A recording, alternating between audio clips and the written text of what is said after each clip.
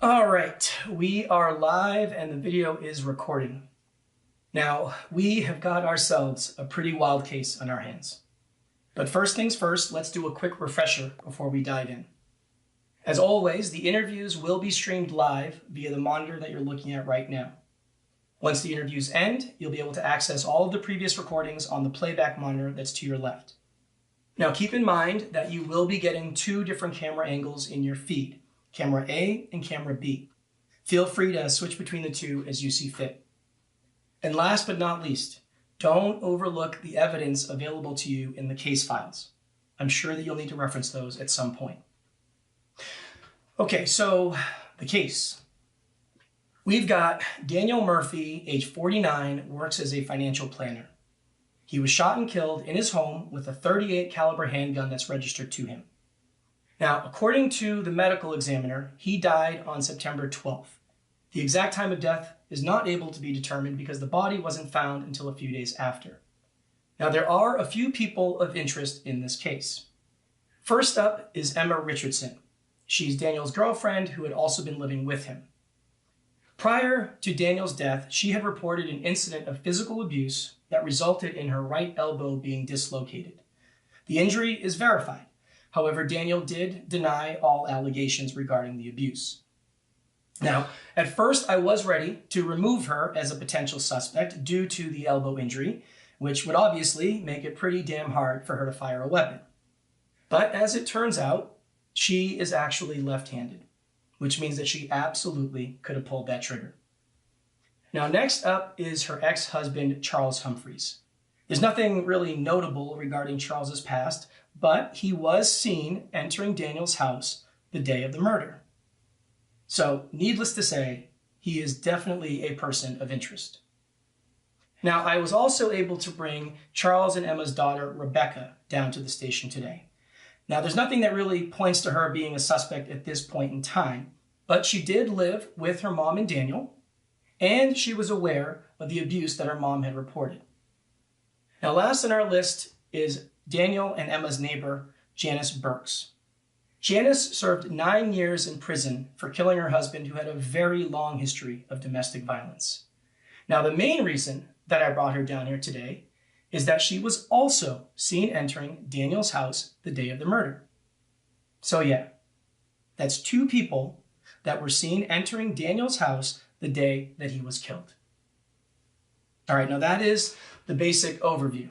Okay, you can dive in deeper with the case files or some of the security cam footage that we also subpoenaed.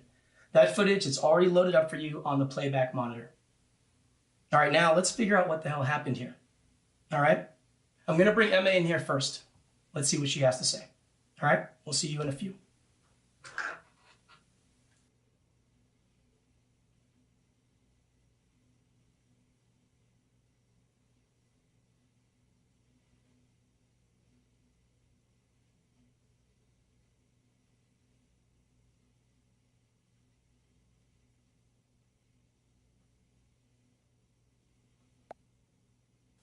All right, Emma, we are recording. Today is September 19th.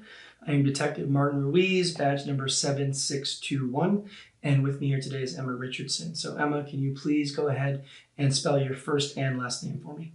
EMMARICHARDSON. Thank you. And can you please acknowledge that this statement is being video and audio recorded and that you are consenting to this recording? Yes, that's correct. All right, and lastly, I just need you to acknowledge that we've already gone over your rights and that you are willfully making this statement. Yes, that's also correct. All right, thank you, Emma. So, yeah, let's just keep it simple and start with you telling me where you were the day of Daniel's death. I was staying at a motel. And which motel would that be? The Best Stay Motel on the southeast part of town. Now, is there a reason that you didn't go to work that day? I wasn't feeling well, so I decided to take a sick day. And you work at Rose and Davis Financial Services, right? Yes, I'm a junior account executive. And Daniel, he works there as well. Is that also correct? Yes, actually, he's the one who got me the job there. And the two of you were romantic partners, is that right? Yes. Now, do you mind maybe elaborating a little bit more on this relationship that you two had? Sure. What exactly would you like to know? Well, I guess we can start with the police report that you had filed on September 10th. Now, based on what I read, it seemed that this relationship that you two had was not that pleasant, was it? No, but at least not lately anyway. Now, you claimed that he had grabbed you pretty forcefully, too. I mean, so much so that he dislocated your right elbow. Is that right? Yeah, but I don't want you to think that was a norm or anything. So that's not his normal behavior. No, it wasn't. We had been together for 6 months at least, and I moved in with him about a month ago. He had never once laid a finger on me the entire time or shown any warning signs. So then what exactly happened on that day? I mean, why did he have this sudden change in behavior? He was jealous of a client of ours that we met for dinner. And who was the client? Just a prospective client. His name was Jason Anderson. Jason Anderson. All right, and what exactly happened with Jason? Well, Daniel had to take a call, so he stepped outside. He was out there a good amount of time, maybe 15, 20 minutes. And during that time, Jason and I started talking. I mean, he talked a lot and he was pretty funny. So we talked and had a laugh. That was all. Then when Daniel returned, I think he had the wrong impression. I mean, on the ride home, he kept questioning me about what we were talking about. He wanted to know why we were so happy, and he wanted to know if I found Jason attractive. He even accused me of flirting with some guys in the office from before. Honestly, I have no idea what he was talking about. So has Daniel showed signs of jealousy like this in the past? No, but I mean, there was never a situation like this before anyway. You can continue. Well, when we got home, he didn't seem to calm down at all. We were in the kitchen at the time, and he accused me of lying, and he said he didn't believe anything I had told him. I tried to de-escalate the situation by leaving, but then he blocked me with his body and backed me into a corner. And he grabbed me by the shoulders and forced me to tell him the truth. But what was I supposed to say? I already told him the truth. So then I pushed him off of me. And that's when he yanked me really hard by the arm and threw me to the floor. Oh my God, it hurt like hell. And then when I was on the ground, he kept yelling and screaming at me over and over. I mean, I can't even remember what he was saying. Was he drinking that night? No, the man hardly ever drank at all. I mean, I can't even remember the last time he had a drink. Now, according to the police report, your daughter, Rebecca, she was there when this had all happened. Is that right? Yes, she was upstairs in her room at the time, and she heard the arguing, so she came down to the kitchen to see what had happened. I mean, she asked me what happened, and I told her we had been in an argument. Then she asked me what I was doing on the floor, and I told her I had accidentally fallen. So why did you lie to her? I don't know. I was scared. I mean, it all happened so quickly. I couldn't even think straight. And what happened after that? Well, Daniel could see that I was really hurt, so he picked me up off the ground and took me to the hospital. On the ride there, he kept telling me how sorry he was, and he just kept apologizing over and over. He said he didn't know what got into him. And you believed him? Yes, I did. Really? It was a one-time thing. It was completely out of character. I didn't know what got into him. So yes, I did believe him. All right, and what happened after that? Well, he took me to the hospital and we checked in, and that's when I learned that my elbow was dislocated. Then Daniel left and Rebecca came to stay with me overnight. And then the next morning I had time to clear my mind and I told Rebecca exactly what happened. So you told her that he had actually hurt you? Yeah, she wanted me to press charges with the police. But honestly, I was hesitant. I didn't want it to turn into a big thing. But this was a big thing, was it not? I don't know, maybe. I mean, it was a big enough deal that you felt the need to file a police report, right? But that was Rebecca's idea.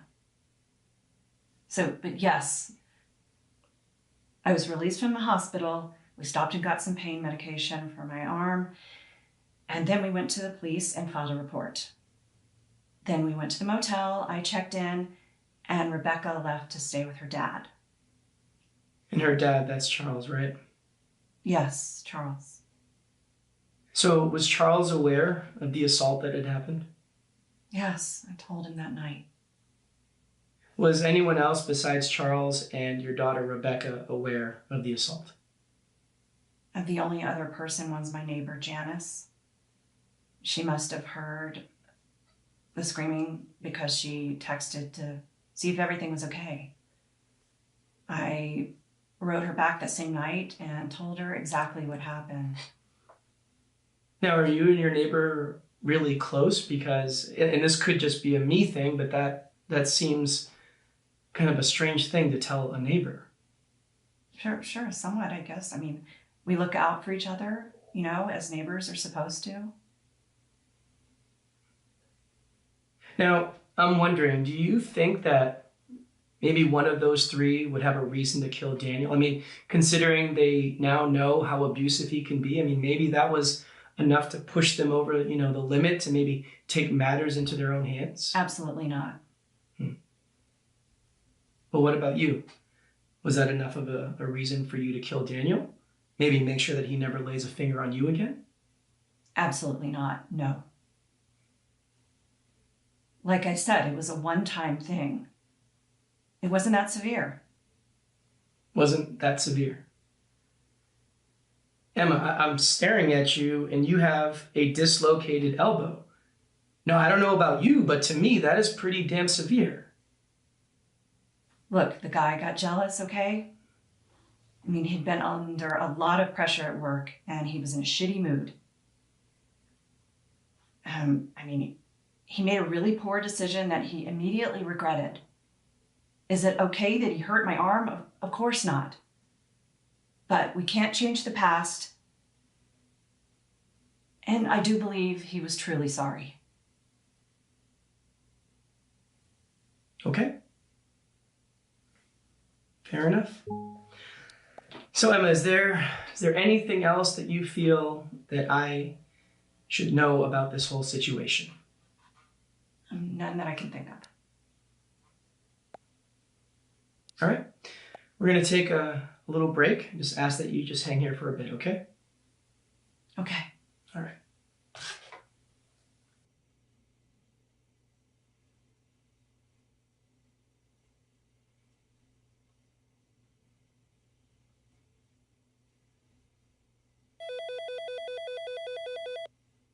All right, you saw the interview. You think she's being completely honest? I really can't say for sure. What I want to know from you is if you think she's telling the truth about how severe the abuse was. And I'm talking both physical and verbal. That's a major piece of this whole thing. Whether she's being honest or not will give us a decent idea on how to move forward with this investigation. So let's make sure we really judge this correctly. The right approach should get her to open up a bit more. I'll trust your judgment with that. You tell me, and that's how I'll proceed with her. No rush. Look over whatever you need to and call me back. All right, talk soon.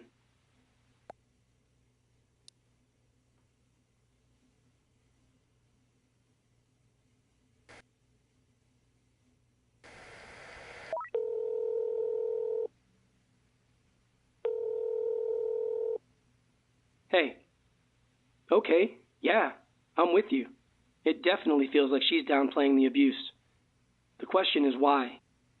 I'll push her on that. Let's see if we can squeeze more out of her. All right, give me a second. We'll get things back up and running.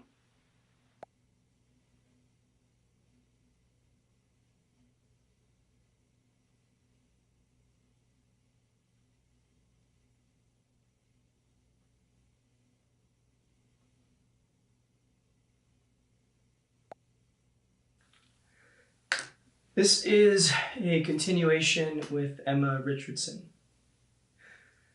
Now, Emma, I gotta say, I don't think that you were telling me the whole truth. I don't. About what? Well, about your relationship with Daniel, but more importantly, about the abuse you experienced, Emma. I mean, look, you have a dislocated elbow. The guy put you in the hospital, and for what? Because he was jealous? Come on, Emma. You know that is not normal behavior. It's not. All right, that is pretty damn severe. Now, what I'm trying to wrap my head around is, why are you covering for this guy? Why are you downplaying everything that happened to you?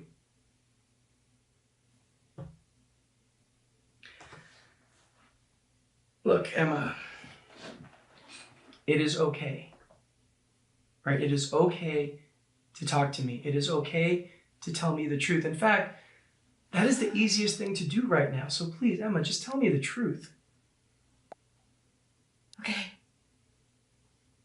It was severe, okay? It was very severe. You know, I thought I knew him. I was falling for him. I thought he was perfect.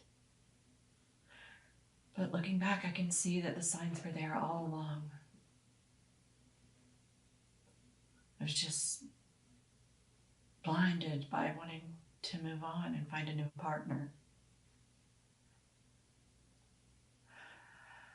But, you know, when he showed his true colors, not only did he hurt me, but he threatened to kill me and my daughter at gunpoint. Okay? At goddamn gunpoint. Wait, I'm sorry. When did that happen? The day after I got out of the hospital. I think it was a Monday. Okay, can you tell me exactly what happened? I stopped by the house that afternoon to pick up some of my stuff. I knew he'd be at work, so it was a good time to go. I was there maybe 5 minutes, and that's when he showed up. I was in the middle of packing, and he could clearly see that I was leaving. This must have really pissed him off, because he immediately went to the bedroom closet and grabbed a gun. I mean, I was in shock. I didn't even know he had a gun.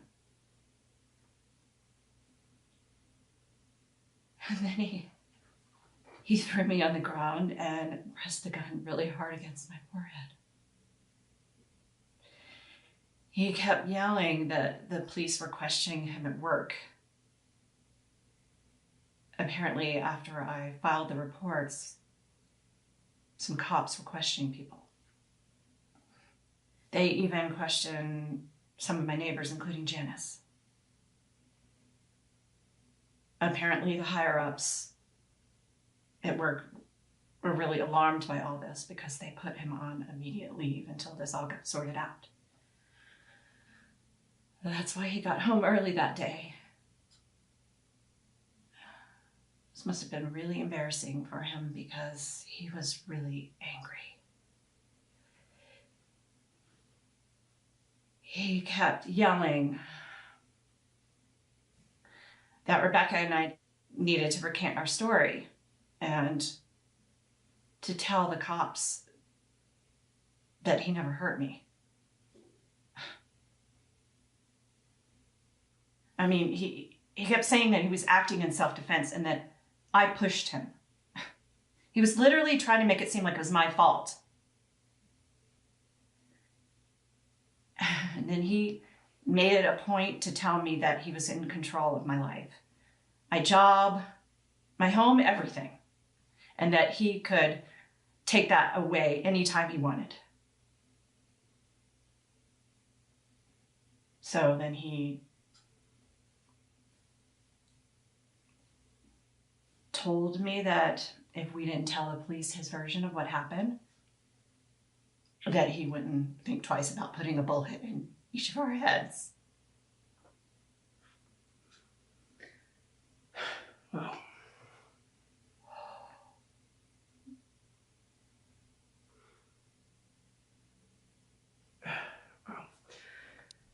So, Emma, why did you lie to me? Because I thought you would see this as a clear motive for killing him, that's why. And I get that. I get that. But, okay, but why in the situation that happened, why not in that moment? Why didn't you immediately go to the police? I mean, heck, you could have even filed a restraining order against him, Emma. Because they didn't do shit the first time, that's why. I had already told them that he had physically assaulted me. I was literally in the hospital because of him. But did they protect me? Huh? Did they? I can answer that for you, detective. No, they didn't protect me. In fact, that son of a bitch threatened to kill me even after I went to them. So no, I didn't think it mattered. So don't get me started about a restraining order. You think a restraining order, some just like little piece of paper, would stop someone like him? Someone who had threatened to kill me?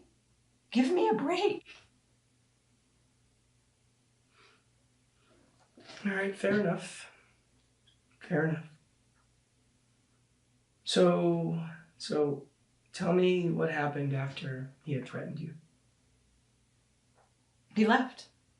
And I immediately gathered all my stuff and I left too.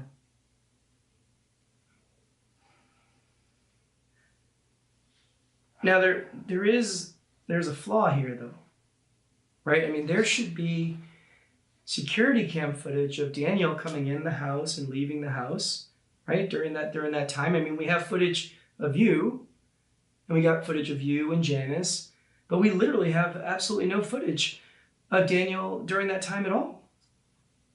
That's because he came in through the back. He didn't use the front door. It was like he was trying to catch me off guard or something. And I'm going to assume that because you guys don't have a security camera in the back, then that means there's no record whatsoever of him coming in or out of the house. Does that sound right? Correct.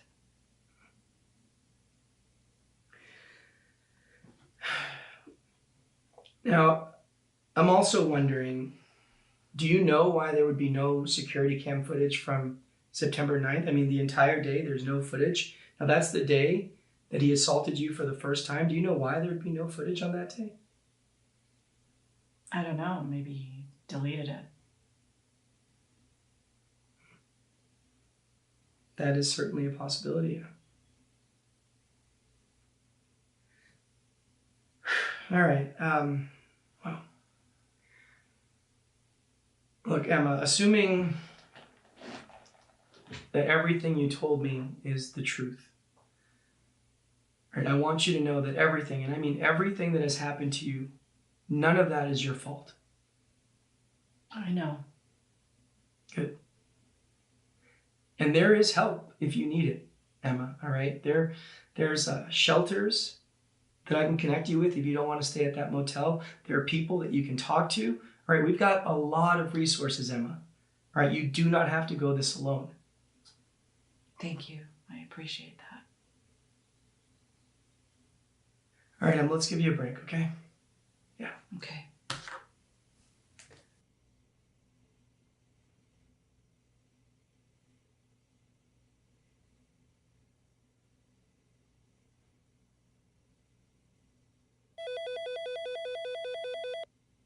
Well, that was a lot. If she's telling the truth, Daniel's got some pretty serious issues. It is weird that he would go through the back, though. I mean, it's possible, but considering how in the moment he probably was, it does strike me as odd. I don't know.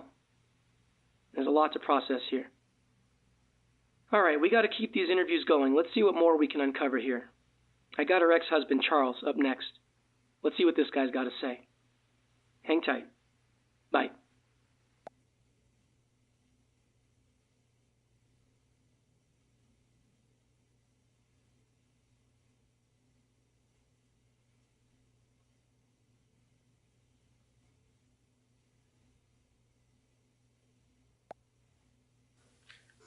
All right, Charles, we are recording. Today is September 19th. I am Detective Martin Ruiz, badge number 7621. And with me here is Charles Humphreys. So, Charles, we'll just start with you spelling your first and last name for me. Okay. CharlesHumphrys. And can you please acknowledge that this statement is being video and audio recorded and that you are consenting to this recording? Yes, I do. And lastly, if you can please acknowledge that we have already gone over your rights and that you are willfully making this statement. Yes, I do. All right, thank you, Charles. So, Charles, let's just start with you telling me, why were you seen entering Daniel's house the day of his death? Well, I was doing a favor for Emma, right? I went there to pick up some items that she had forgotten, right? She didn't want to enter that house again, so I went there for her. And what sort of items were you picking up? It was like some clothing and other personal items, right? I didn't sort through the bag, so I'm not 100% sure what may have been in it. So you said bag, so you were there to pick up a bag of hers, is that right? Correct, right. She put it by the front door in the entryway. I walked in, I grabbed the bag, and I left. And Charles, you're a realtor, is that correct? Yes, that's correct. So that means you get to pretty much set your own hours, right? To an extent, sure. Now, you didn't have any appointments or any meetings that morning? That is correct. So, did you see Daniel when you went inside the house? No, I didn't. I didn't see his car in the driveway either, so I just assumed he wasn't home. But look, I didn't even go in the house. I just went in the entryway, I grabbed Emma's bag, and I left. That's it. Now, are you aware that Daniel had been killed on that day and that his body was found inside that house? I'm aware of it now, but at the time, no. I wasn't aware of it at the time. So what do you know about Daniel's death? I know that he was apparently shot and killed. I'm also aware it possibly could have been a suicide, that he took his own life. Do you believe that? Do you believe that he took his own life? Certainly seems like a possibility, yeah. So how well did you actually know Daniel? Not well at all. I mean, I mostly knew about him through Rebecca, right? I only personally met him a few times.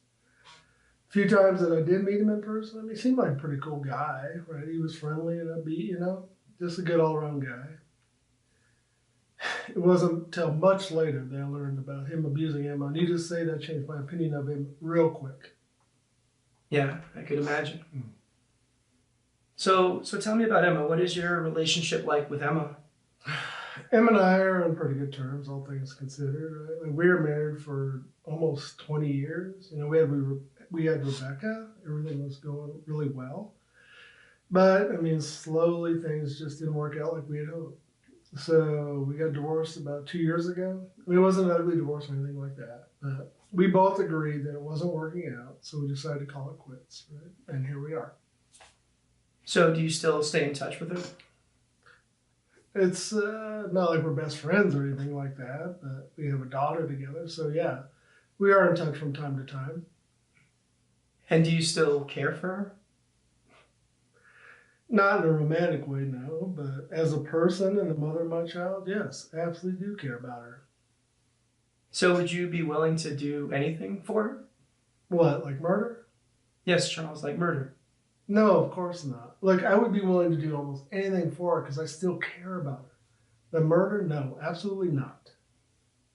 So you're telling me that you did not kill Daniel when you went inside that house? No, of course not. Look, I told you I didn't even see the guy, but if I did, I'm not going to kill him. So, what about Emma?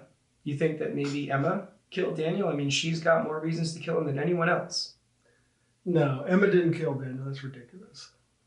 And how can you be so sure about that? Because she's not a killer. She's like the sweetest person I know. Well, what if she maybe hired someone or got some help? You don't think that that's possible? No, I don't think that's possible. Well, look, Charles, the reality is that somebody killed Daniel, okay? That is a fact. Now, we know that Emma has been on the receiving end of his abuse. All right? Now, that has got to be scary as hell for her. Okay, now, Charles, I'm not saying that Emma killed Daniel, okay? But, Charles, we at least have to entertain the idea that maybe she wanted him dead. Now, I don't think that that's far-fetched at all. Hell, Charles, I have seen people killed for far less. All right, so you don't think that Emma maybe just wanted him dead? You don't think that that's possible? Look, I have no doubts that she wanted this man out of her life. That's obvious. But to think Emma would wish death upon him or anybody else for that matter? No, I don't believe that. I do not believe that she wanted him dead. No. You really don't? No, I really don't. All right, Charles, we're going to take a short break, all right? Just ask that you sit here for a bit and I'll be right back, all right? Yeah, no worries.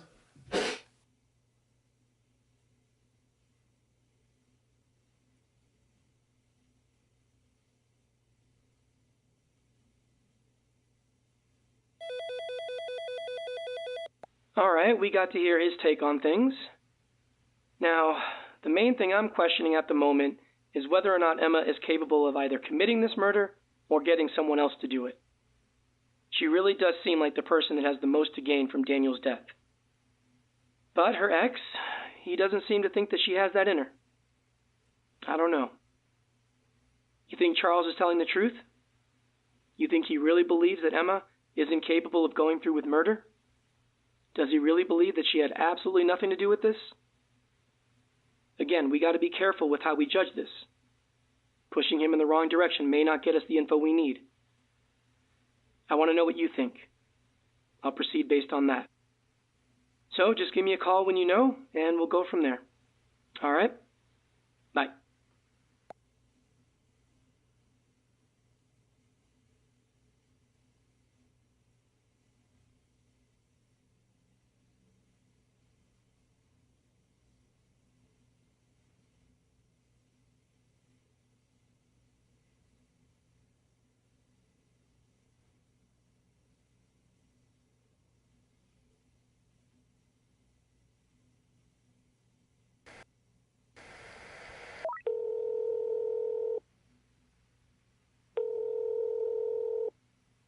Hey. Yeah, I gotta say, I agree with you on this one. He does seem pretty sincere. All right, I'll continue the interview. We'll be back up in just a sec.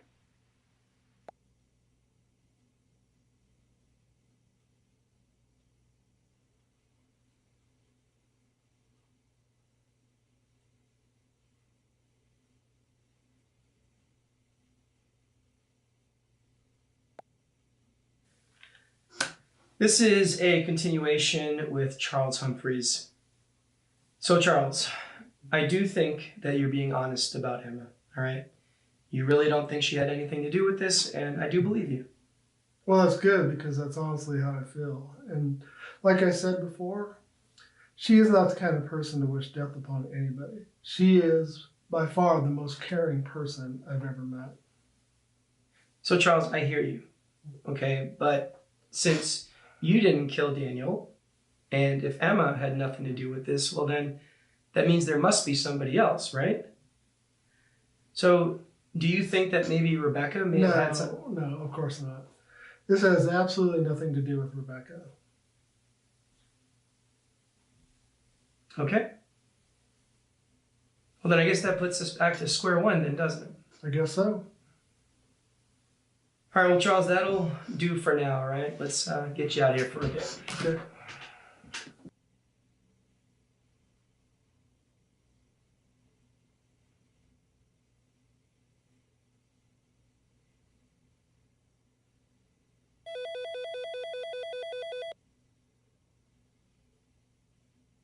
All right, that was pretty straightforward, I guess. I didn't want to bring up the neighbor Janice as a suspect to him quite yet. I want to hear from Janice first. So let's go ahead and do that. I'll go get her and we'll get the next round going. Okay, bye.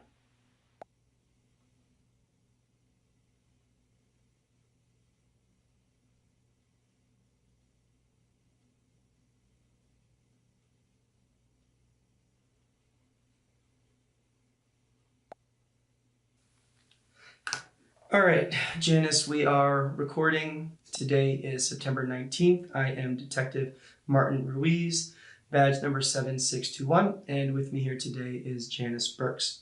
So, Janice, let's please start with you spelling your first and last name for me. JANICEBURKES. And can you please acknowledge that this statement is being video and audio recorded and that you are consenting to that recording? Yes, sir, I do consent. And lastly, please acknowledge that we have already gone over your rights and that you are willfully making this statement. Yes, sir, we've already gone over my rights. Well, thank you, Janice. So let's just start with a little bit of context here. Now, you live next door to Daniel Murphy and his girlfriend, Emma Richardson. Is that correct? Yes, sir, that's correct. And about how long have you lived at that residence? Oh, I've lived there about 1.5 years, sir. And prior to that, you had spent some time in prison. Is that right? Yes, sir, 9 years. And that was for murder, correct? Yes, sir. You mind telling me what happened? Well, it's not a very complicated story. My husband at the time was very violent, very physical with me, and it had been going on a lot longer than I care to admit. One night, he beat me up pretty bad. Seemed like he was never going to stop. So I stopped him. That's it. And how is life treating you these days? I can't complain, sir. I'm alive. I'm healthy. I got a steady job. Just trying to live life right. God's been good to me. That's good. That's real good. So what is it that you do for work? I work collections. I call people who owe money on behalf of various different companies. And you do this from home? Yes, sir. That's right. Now, I don't mean to be rude or judgmental or anything like that, but I'm curious, how is it that you landed in that particular neighborhood? Because it seems like it would be a bit too pricey for someone with a job such as yours. Now, that is assuming that you do live alone. Oh, yes, sir, I do live alone. That house belonged to my mother. She bought it about 20 years ago. She paid it off early. And when she died about 10 months ago, she left it to me. Well, thank you for that explanation. That certainly makes sense. Now, I am curious, how well did you know Daniel and Emma? Oh, I know Emma pretty well. Daniel, not so much. When I moved in about 1.5 years ago, Daniel had already been living there. They're pretty good neighbors. They're quiet. They stick to themselves. No parties or anything like that. I can't remember them ever having anyone over, in fact. Rebecca, their daughter, lives with them. She's pretty quiet too. She sticks to herself. But honestly, in general, the whole neighborhood's pretty quiet, so they're no exception. So why is it that you got to know Emma more than Daniel?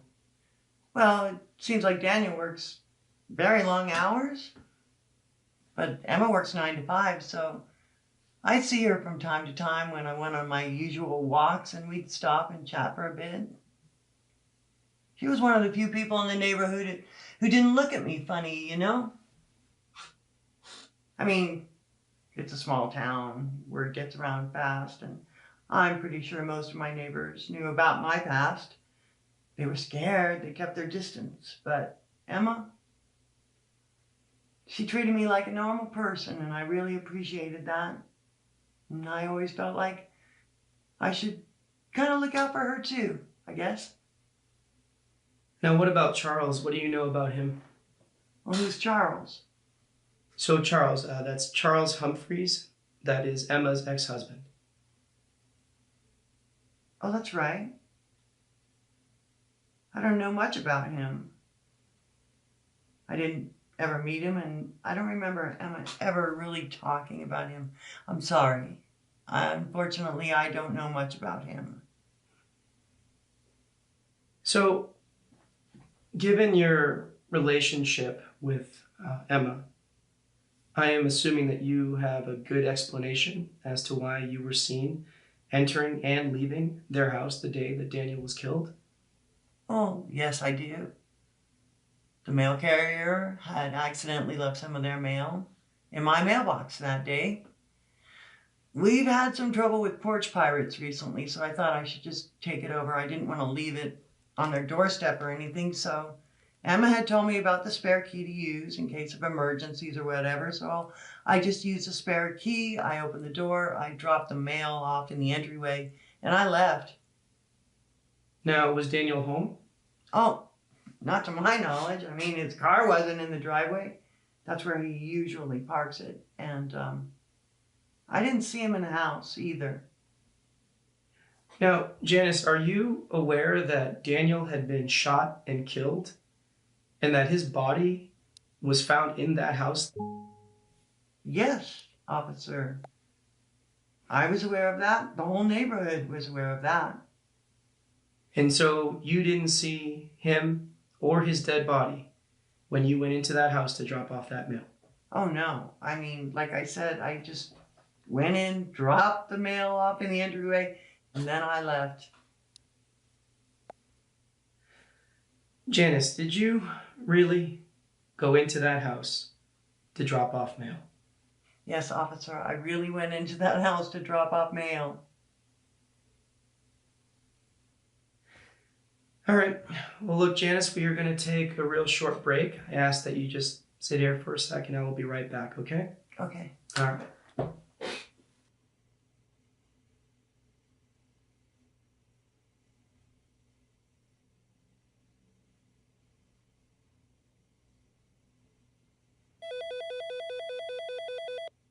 Okay, we've met the neighbor. I'm curious to know what you think about this Janice lady. You buy that story that she entered the house to drop off some mail? Let me know if you think she's lying, and I'll continue based on that. All right, talk soon.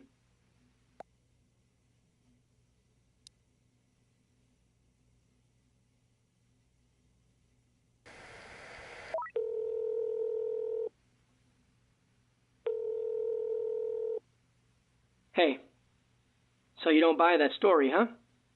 Well, me neither. It's a bit too perfect. And, after reviewing that security footage again, her actions don't seem to match up at all. Let's see if we can find out the real reason she entered that house. I'll get the interviews back up in just a few.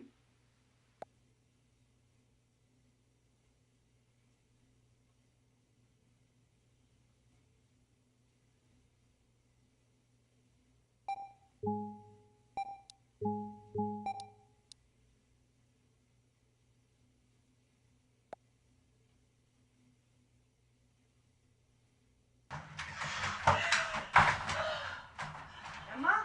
I've been really worried about you. Are you leaving him? Are you all right? We can talk later. I gotta go. Are you sure it's okay now? Just have Look, I said we can talk later. I gotta go. Okay, I got you. You go ahead, I'll get the suitcase. Okay.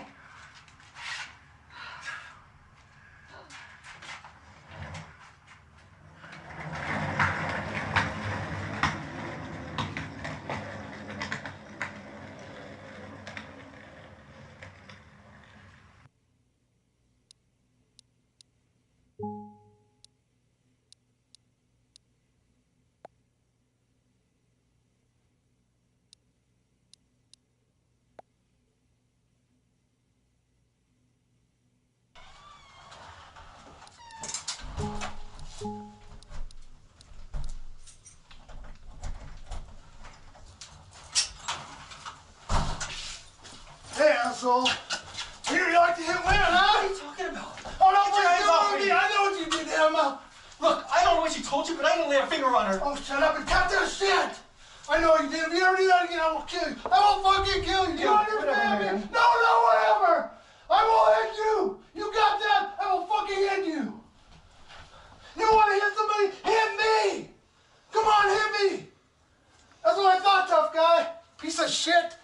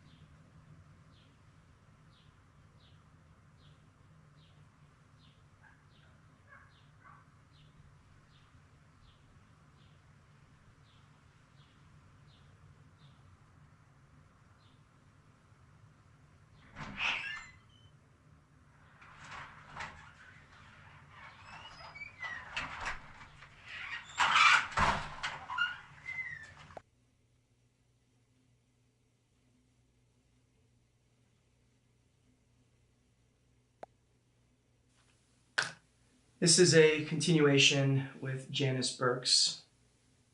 Now, Janice, according to you, the mail carrier had dropped off their mail at your mailbox by accident, right? And then you, I guess being the good Samaritan that you are, decided to bypass these potential porch pirates. So you then took that mail and you brought it directly into their home. Is that correct?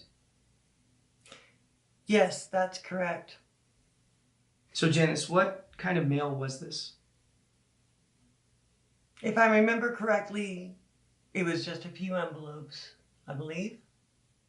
So just a few envelopes. So why the urgency to drop off just a few envelopes? You couldn't wait until they got home? I guess I could have. I didn't really give it that much thought. I just saw that I had their mail and I thought I'd bring it over to them, that's all. Janice, you are lying to me. What do you mean, sir? I mean that there is absolutely nothing that supports your statement whatsoever. Look, you having their mail is no reason to go inside of their home. You could have simply just held on to their mail, Janice.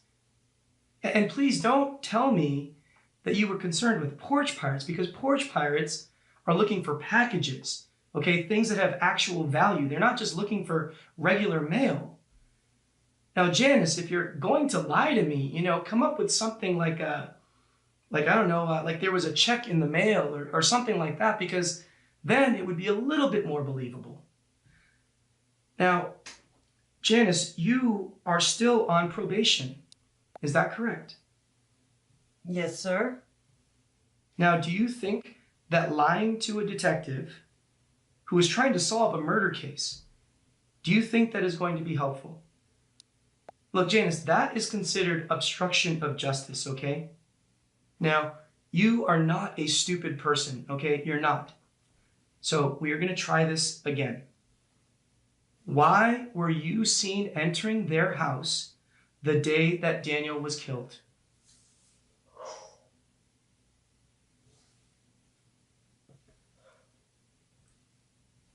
All right. I heard a gunshot. I rushed over there to see if everything was okay. And when I entered the home, I looked around. That's when I saw Daniel lying there dead in the bedroom.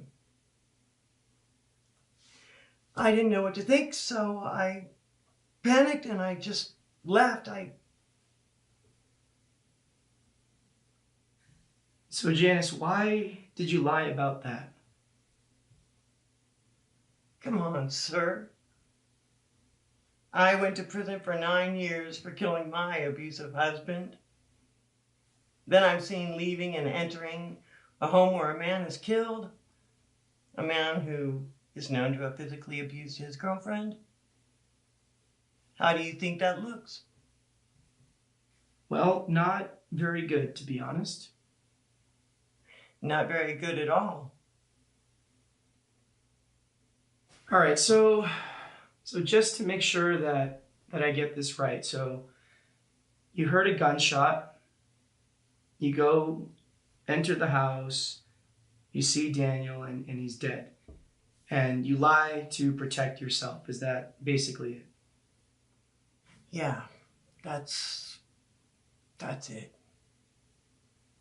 So you're telling me that you did not kill Daniel? I did not kill Daniel. So Daniel was already killed when you had entered that house? Yes. And Janice, why should I believe you? Because it's the truth. The truth? Yes, sir. All right, we are going to put a pause on this for now, okay, Janice?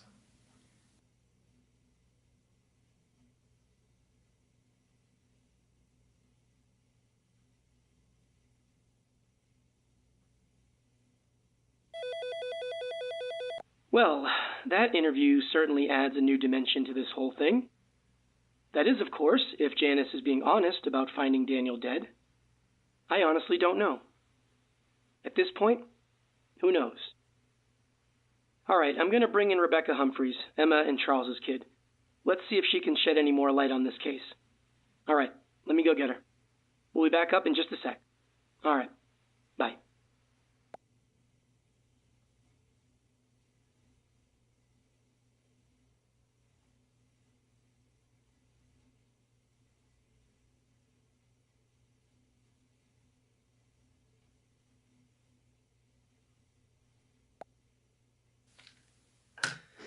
All right, Rebecca, we are recording.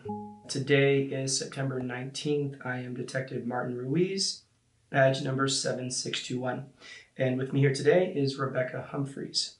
So, Rebecca, can you please spell your first and last name for me? Yeah, first name is Rebecca. Last name Humphreys, Humphrys. Thank you, and can you please acknowledge that this statement is being video and audio recorded and that you consent to this recording? Yes, I do. And lastly, just acknowledge that we have already gone over your rights and that you are willfully making this statement. Yes, I am. All right, Rebecca, let's start with you telling me where you were at the day of Daniel's death. Yeah, so that day I was over at my dad's house. So you were at your dad's house, but you don't live with your dad, do you? No, I don't, but I do stay with him sometimes. And you were there the whole day? Yeah, I don't really remember any reason to leave that day.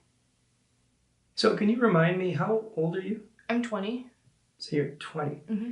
And you are a student at Fisham Community College, is that correct? Yeah, that's correct. So you didn't have any classes that day? Well, I mean, yeah, I did, but I had a very important paper that was due for my intro to psych class the next day, so I decided to stay home and focus on that instead, since my other classes weren't important. Now, your dad, he wasn't at home, right? He was at work? Yeah, that's right. He usually doesn't get home until late in the evening. So is there anyone that can corroborate that you were at your dad's house the whole day? I mean, like, sort of. I work at the main coffee shop at the school, and I had texted one of my coworkers asking if he could cover my shift for that day. So you didn't go to work that day either? No, I didn't. Like I said, I wanted to focus on my paper. Now, I'm going to ask you a question, and please be honest, okay? Please. Do you think that either of your parents had something to do with Daniel's murder? No, of course not.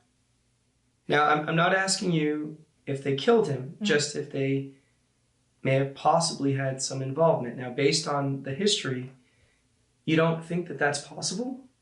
No, absolutely not. Like, no, I know my parents. It's not possible. Okay. So how long have you been living with Daniel and your mom? We officially moved in like about a month ago or so, but my mom had practically been like living over there like 3 or 4 months before that. And you were aware that there had been some domestic issues during that time between Daniel and your mom, correct? Yeah. Can you elaborate? Well, first off, I want to like make sure that you know that the domestic issues, as you put it, weren't happening the whole time that I've been living there. It was kind of all recent, actually. Sure. Gotcha. So yeah, please continue. So, like, it's pretty straightforward, but I want to say like about a week and a half ago, I was in my room reading, and I heard some screaming and yelling and banging, and I went down to the kitchen, and I found my mom on the floor crying, and she was just obviously like in a lot of pain. And she was grabbing her right arm, and just her and Daniel had gotten into some sort of an argument, and he pushed her to the ground like pretty damn hard. So did you see him push her to the ground? No, I didn't, but it was pretty obvious that that's what had happened. Now, is this the only incident that you were aware of? As far as I know, yeah. That's as far as I'm aware. Now, this incident landed your mom in the hospital. I mean, she has a dislocated elbow. Yeah, I know, I'm aware. I know. You don't think that maybe your mom would want to seek some sort of revenge? No, my mom wouldn't seek revenge. Like, you do know that she's the one who filed the police report, right? Yes, I am aware of that. Okay, so why would she file a police report if she was planning on killing him? Like, she wanted the police to get involved. That's literally the whole reason why she went to the police in the first place. She wanted them to deal with it. All right, well, then what about your dad? What about him? Well, it seems that he and your mom are still on pretty decent terms. I mean, all things considered. Mhm. It seems that he still cares for her. Mhm. You don't think that maybe he acted out of a need to protect her? No, absolutely not. How can you be so sure? Because I know my dad, like, that's not even close to the kind of person that he is. Like, he's not a murderer. Like, I don't even, like, I can't believe I even have to, like, say that to you. Look, Rebecca, I know that this can be hard. Mm-hmm. Okay, I know that, but we have to think logically, right? Mm. Now, try to put your personal feelings aside as best as you can, all right? Mm-hmm. Now, do you really believe that your parents had nothing to do with Daniel's murder? No, my parents had nothing to do with Daniel's murder. There's no way. All right, fair enough. So look, we're going to take a short break, all right? Just going to ask that you sit here, and I'll be back in just a few, okay? Okay.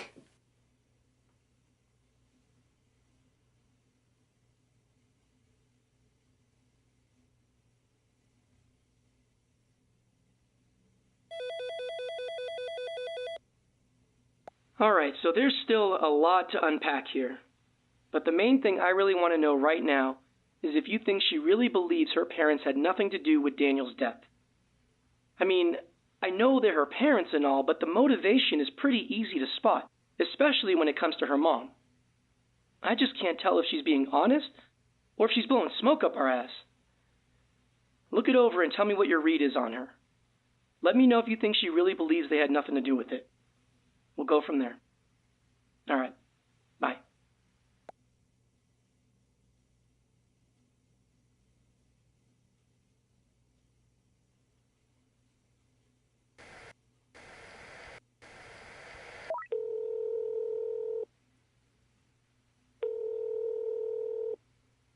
Hey. So you think she's being sincere? I can see that. She does seem to believe her parents weren't involved. Now, whether they were or not, that's a whole other story. All right, let me get back in there. Bye.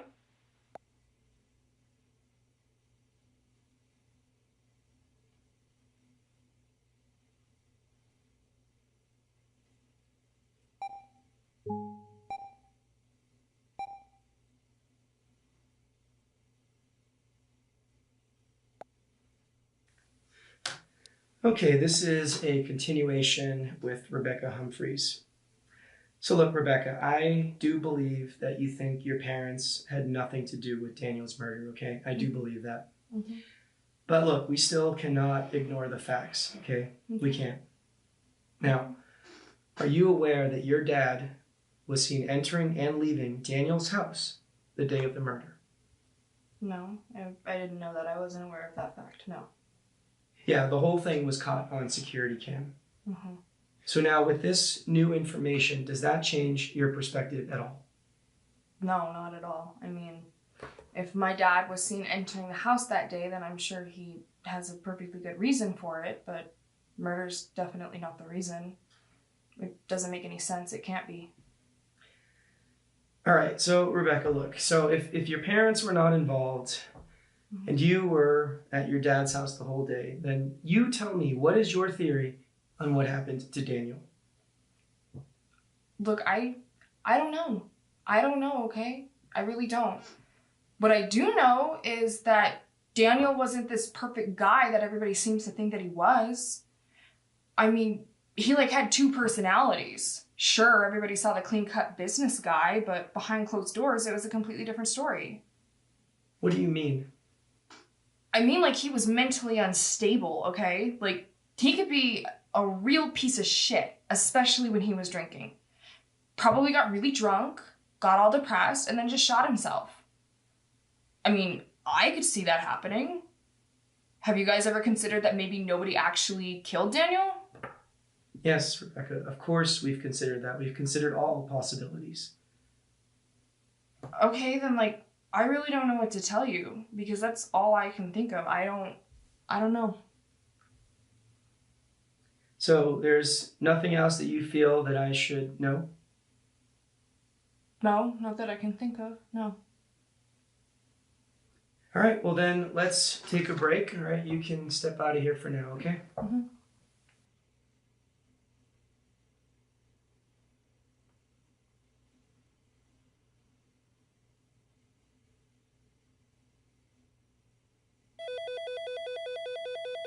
All right, we've heard from everyone that we brought here today. There's still lots of things that aren't adding up or that simply don't make any sense at all. And, most importantly, we still don't know exactly what happened to Daniel. I think it's time we turned up the heat. Start poking some holes. I'm going to get Emma back in here first for another round. Let's see what we can squeeze out of her. I'll be back in the interview room with her in just a sec. All right, bye.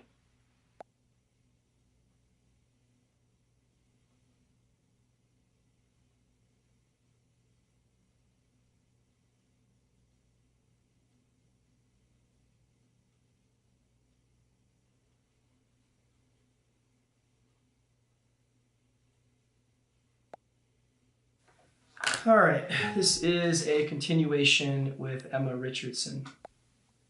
Now, Emma, I've been giving some thought regarding your whereabouts on the day of Daniel's murder, and just to be clear, you were at the Best Day Motel the entire day, is that correct? Yes, that's correct. So you didn't leave at all, not even to get food or anything like that? Actually, I did leave the motel that morning. It was quick, though. I went to get breakfast at the diner across the street from the motel. I got the food to go, and then I went back to the motel and stayed there the rest of the day. So around what time did you go to the diner? It was early, probably around 7. Around 7. So you did not leave the motel at all any time after getting that breakfast around 7 a.m.? No, I did not. Now, did you eat dinner? Yes, of course. Okay, so then how was it that you got your dinner that day? Charles stopped by that evening to bring me dinner. Oh, that's very kind of him. Yes, it was. So what time did he stop by? I believe it was around 6-ish. Around 6-ish. Now, did Charles bring you anything else? Like what? Like anything besides the dinner itself? I don't think so. And you're sure about that? Yes, I'm sure. All right, so I'm going to assume that if I were to stop by that diner and talk to some of the folks there, that someone who was working that morning would be able to verify that you were indeed there getting your breakfast around 7 a.m. Does that sound right? I believe so, yes. All right, well, let's assume that someone from the diner can verify you were there that morning, and let's also assume that Charles can corroborate that he did bring you dinner that evening. Is there anyone else that can account for your time, say, between the hours of 7:30 a.m. and 6 p.m. that day? No, I don't think so. There's no one at all? No one I can think of. All right, so just to make sure that I have this clear, you definitely did not go to Daniel's house at all the day that he was killed. Is that correct? That's right. So see, based on what I have so far, it seems to me that either Janice or Charles committed this murder. In fact, maybe the two of them even worked together. You know, I don't know.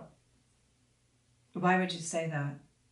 Well, because Emma, the two of them were both seen entering and leaving Daniel's house the same day that he was killed.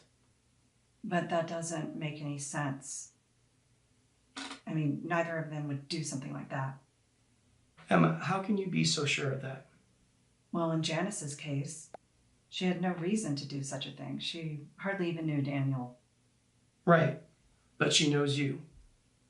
And she knows what you've been through. I am sure that Janice can empathize with you. You don't think so? Janice is on probation. She's been through a really difficult and unfortunate situation. She served her time and she has a good life now. You think she would screw all that up for some guy she hardly knows? Or for me, her neighbor? Honestly, I don't know. Well, she wouldn't. All right, well then what about Charles? Because he was also seen entering Daniel's house that day. And we have already established that you are clearly someone important enough in his life to look out for. I mean, maybe he was, trying to care for you. Maybe, protect you. Charles is not a killer. Does he care for me? Yes, and I care for him too. We've known each other for a really long time. But it's just not in his character to do something like that. He would never kill someone, or even think about doing something like that, for that matter. It's just not who he is. All right, Emma, give me a second, okay? I will be right back.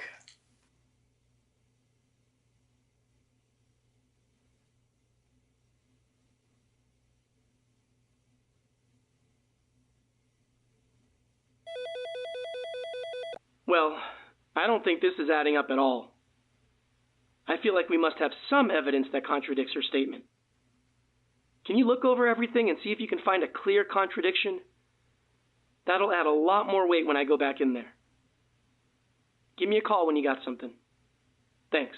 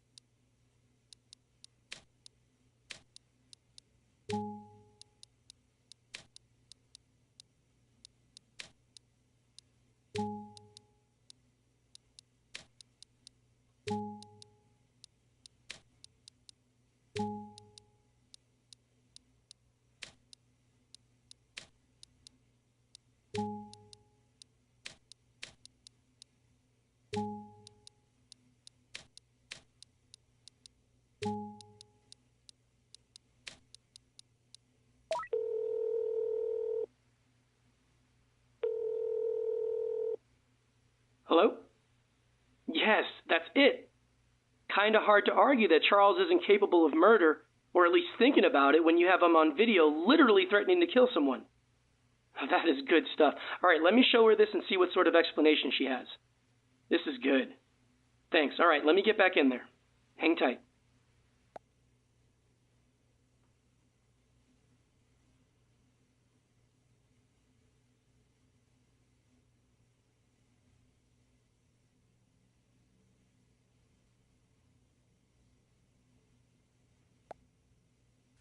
All right, this is another continuation with Emma Richardson.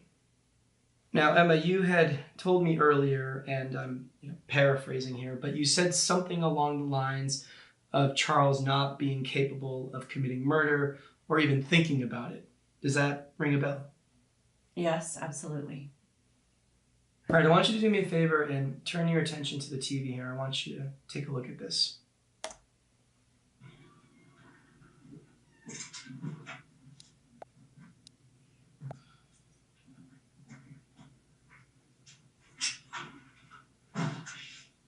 Yeah, asshole. Here, I know what you did there, Mom. Look, I don't know what she told you, but I didn't lay a finger on her. Oh, shut up and cut that shit. I know you did. If you ever do that again, I will kill you. I will fucking kill you. You understand me? No, whatever. I will hit you. You got that? I will fucking end you. So what do you think now? I know how it looks, but surely you can see he's not being literal. Yes, he's angry and obviously trying to scare the shit out of Daniel.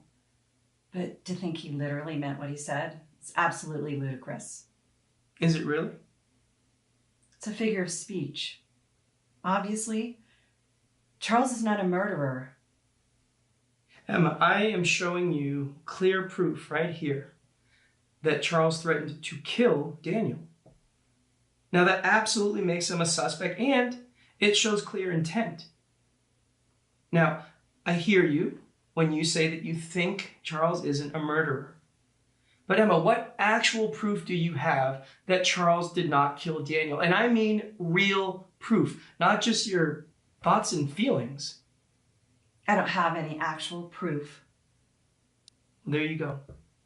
That right there is the problem. All right, that is a big problem that I need to get to the bottom of. So look, we are going to put a pause on this for now because I absolutely do need to speak to Charles again. All right? Okay.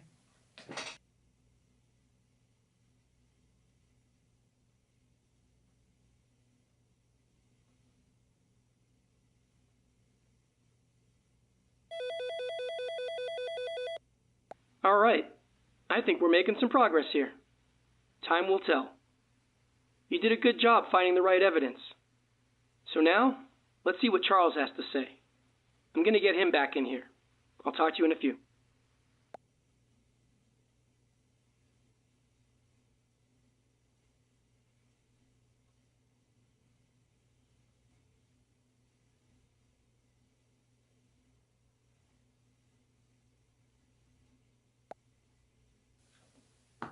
All right, this is another continuation with Charles Humphreys.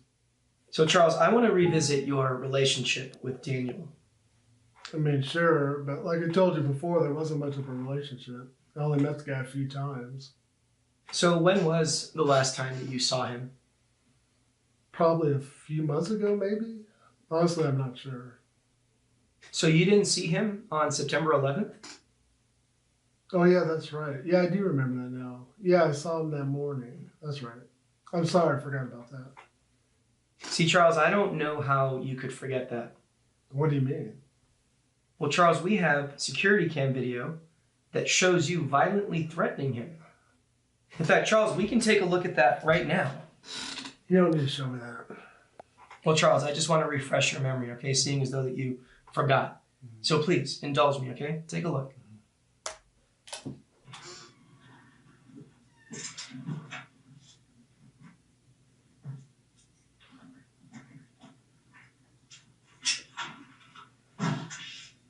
Yeah, asshole. Here, I know what you did there, Mom.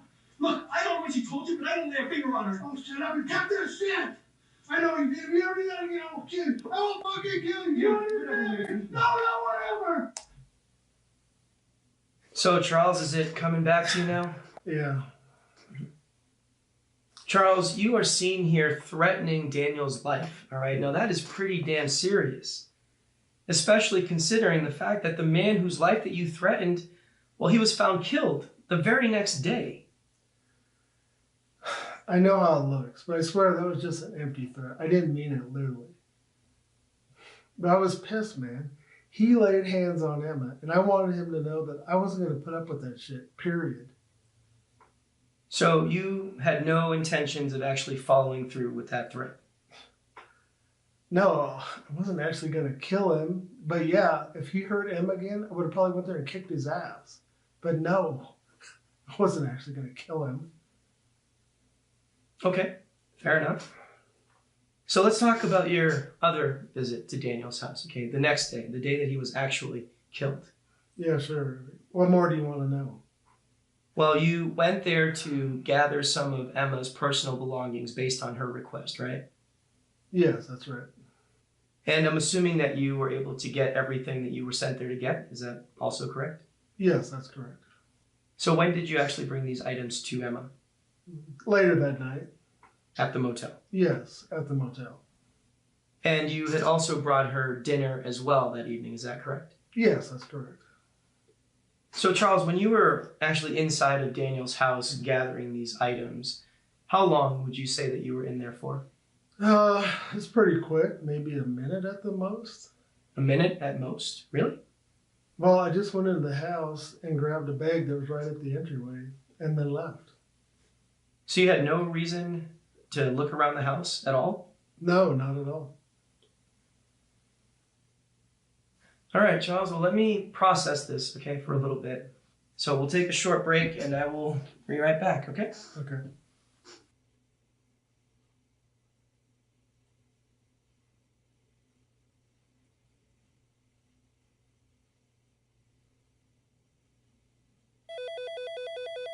All right, there are definitely some holes in this guy's story. I'm going to need you to find some concrete proof. Let's nail this guy hard, all right? Let me know what you can find. Thanks.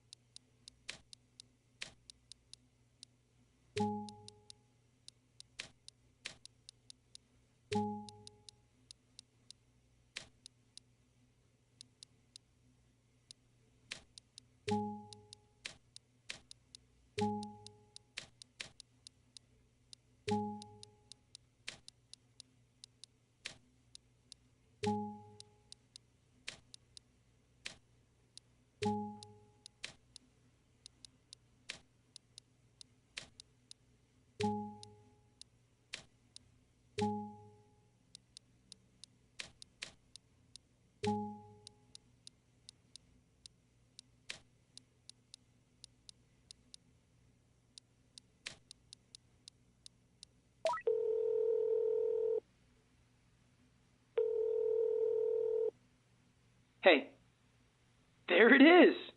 There it is. Fantastic work. Good eye. Yes, he is clearly in the house for way longer than just a minute. And yeah, you're right. Emma stated that he only brought her food the night of Daniel's death. She made it pretty clear that he didn't bring her anything else. So why would he go through the trouble of getting her personal items and then not actually give them to her? That makes no sense at all. All right, let's get the show back up and running. We need answers. Talk soon. Bye.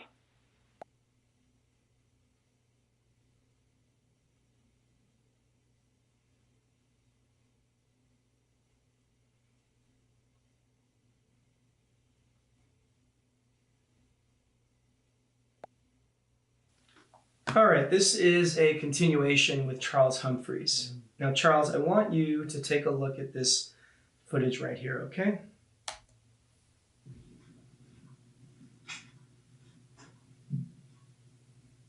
What am I looking for exactly? Well, you can clearly see that that's you at the front of Daniel's house, correct? Yes, I can see that. So can you look up there and tell me, what is the date? It's September 12th, Right, and the time? What does that say? 9:27 a.m. So 9:27 a.m. All right. Now let's fast forward through this. We'll jump to about right about here. All right. Now, can we agree that this is you leaving Daniel's house that same morning? Yes, it is. So again, can you look up there and tell me the time? What does it say now? It's 9:31 a.m. So 9:31 a.m. Now see, Charles, you told me that you were in Daniel's house for no more than 1 minute. Okay, now I'm showing you the security cam video that shows that you were in there for about 3 to 4 minutes. Now, Charles, I can't understand why it would take 3 to 4 minutes to simply go inside of the house, grab a bag that's right there in the entryway, and then leave. So, Charles, can we cut the bullshit? All right, why did you go inside this house? And more importantly, what were you doing in this house? And this time, Charles, please, do not lie to me. Look, I don't know if you're aware, but Daniel threatened Emma at gunpoint the day before he died. Now, obviously, this guy was unstable, but I didn't know he had a gun in the house. So how did you find out about the gun? Emma told me, and I was afraid Daniel was going to flip out again and actually use the gun to hurt Emma. So I decided to go over to the house and see if he was there. But when I got there, his car wasn't in the driveway. So I thought I could go in the house and find the gun and take it from him. All right, so just to be clear, the reason that you went to the house was to find this gun. That's right. And when I went in the house, I immediately went into their bedroom thinking that's where it would be. But instead, I find the guy lying there dead, and the gun is in his hand too. I panicked. I didn't know what to do. I remember they had the security cam out front, so that freaked me out, right? And I knew it was going to look bad, me coming in the house and this guy being dead. So I quickly kind of came up with this plan to grab some of Emma's stuff and put it in this bag. So it seemed like I had a reason to be there. So this whole thing was just a performance for the security cam? Yeah, I guess that's one way to put it. Well, I guess that does make sense. Because see, Emma, she stated that the only thing that you brought her that evening was dinner. Yeah, I know. I mean, it's stupid and I'm sorry. But I didn't want to have any connection to this guy's death. I mean, the whole situation makes it look like I did it. Hell, I don't even know if you believe what I'm saying. And I know it sounds crazy, but it's the truth. All right, so if your intent was to go there and to find this gun, then why do you look so confused when you first arrived? Honestly, that's what I'm still confused about. Because when I went to reach for the spare key, it wasn't there. So I thought I'd try the door anyway, and to my surprise, it was already unlocked. So who do you think could have taken that spare key? Honestly, I have no clue. I mean, I know it wasn't me, and it definitely wasn't Rebecca, because she has her own keys to the house, so I don't know. And I don't know why they would have left the door unlocked. That doesn't make any sense either. But what I do know is that it's obvious that somebody was there before me. They took the spare key, and they went through the front door. All right. Well, Charles, we're going to give you a break, all right? You can step out of here for now, okay? Okay.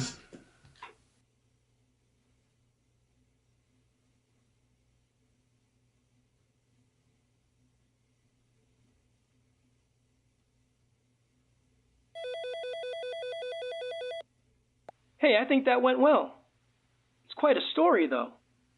I'm still not sure who to believe at this point in time. That being said, he did hit the nail on the head.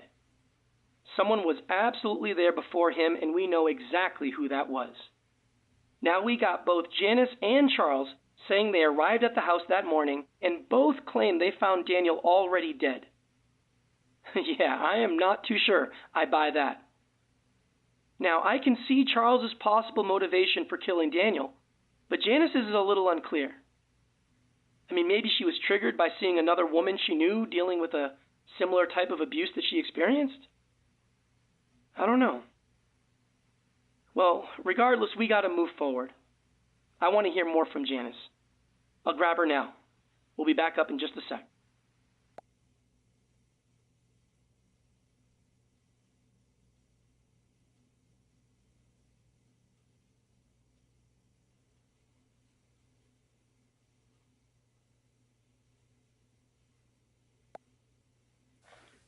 Okay, this is a continuation with Janice Burks. So look, Janice, I just want to explore your relationship with Emma a bit more with you, if that's okay. Sure. What more would you like to know? Well, you mentioned having a positive relationship with her, so yeah, I just want to, get a better understanding of what that relationship looks like. Well, like I told you before, Emma's always treated me nicely. And we talk from time to time so we get to know each other a little bit. She looks out for me, I look out for her. She's never judged me whatsoever, and I think that speaks a lot to her character. She's a very good person, and I'm really glad I got to know her. Now, would you say that she trusts you? To a certain extent, yes, I would say that. Now, were you aware of the physical abuse that she had experienced? Did she trust you enough to share that information? No. I knew they had some arguments. Sounded pretty bad, too. It was loud enough you could hear it next door. But I wasn't aware of any actual physical abuse. So you were aware that they had some pretty bad arguments? Yes, I was aware of that. But you were not aware of any actual physical abuse? No, sir. Now, you met Daniel a few times, so I'm wondering, do you think that he seems like the kind of guy that would be capable of physically striking a woman? Like you just said, I only met him a few times, so I don't think I would be the best judge of his character. Well, just in the limited interactions that you had with him, does he seem like the kind of guy that would be capable of physically striking a woman? I don't know. You don't know? No.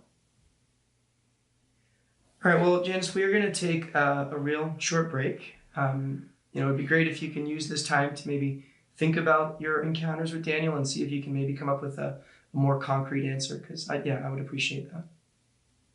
Sure. But I don't know what else there is to think about. Well, just try. That's all I'm asking. Sure. Well, thank you, Janice.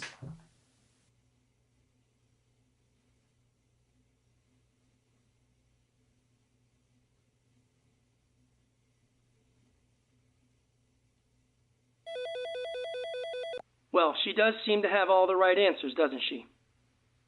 But there's gotta be some flaws. It just all seems a bit too perfect. There's gotta be more to this than what she's telling us.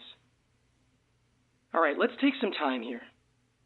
Look through everything you got, see if there's any contradictory evidence we can use to prove this statement of hers is full of shit. Hopefully you can find something good. Give me a call when you got something, all right? Bye.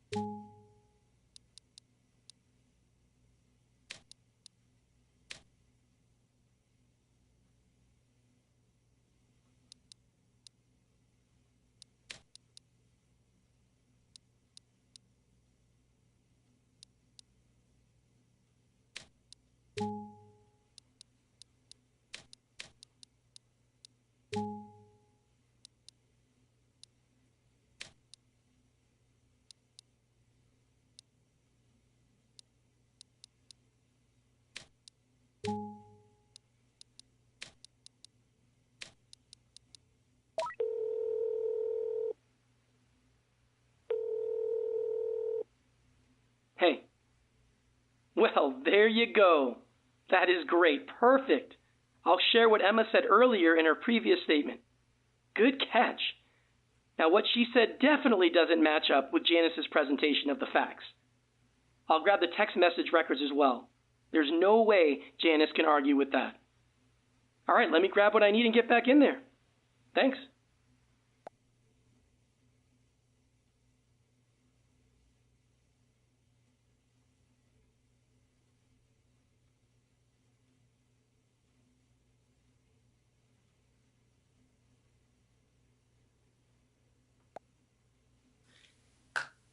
All right, this is another continuation with Janice Burks. So, Janice, I want to make sure that I got this right. Now, you are not aware of any physical abuse that Emma has experienced. Is that correct? That is correct, sir. Now, see, that is a problem. Because, see, Emma has stated the complete opposite. What did Emma say? Well, in her earlier statement, Emma said that you had texted her the night that her and Daniel had that pretty bad argument, the night that he had reportedly assaulted her. She said that you had texted her asking her if everything was okay. Now, does that ring any bells? Well, yeah, that's correct, sir. Now, she said that she had texted you back later that night telling you exactly what had happened. Does that also sound familiar to you? Well, yes, that's also correct, but I don't remember if she told me that he'd actually physically assaulted her. So you don't remember her texting you that detail? No, not that I recall. That's interesting. That is very, very interesting. So, Janice, look, I want you to take a look at these records right here. I want you to look at the message that's highlighted there. Now, that is a text message that Emma had sent to you the evening of September 9th.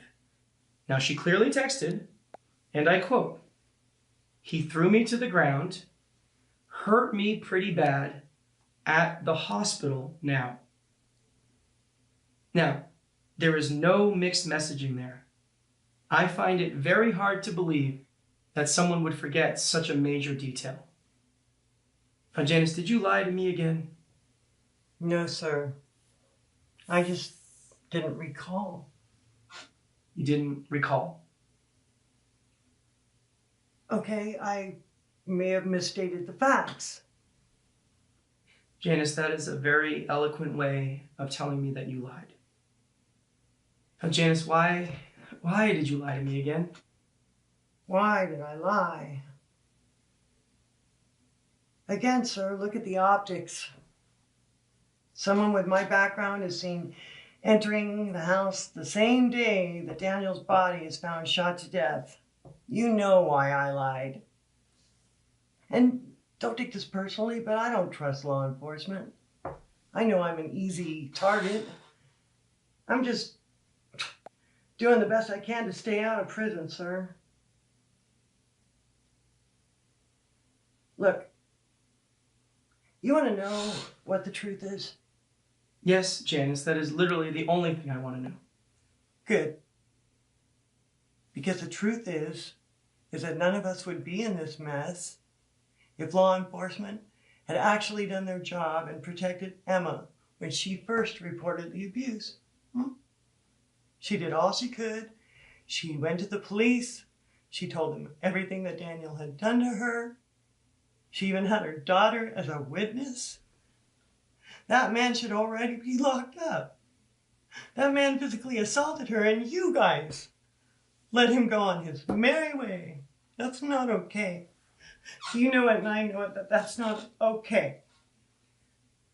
Look, Janice, I hear you. Okay, I hear you. And yeah, maybe we could have handled things differently. I don't know. Okay, but regardless, we can't live in the past, right? I mean, all that we can do is to make sure that we do the right thing right now in this moment. That's literally all that we can do. So Janice, let me ask you again, okay?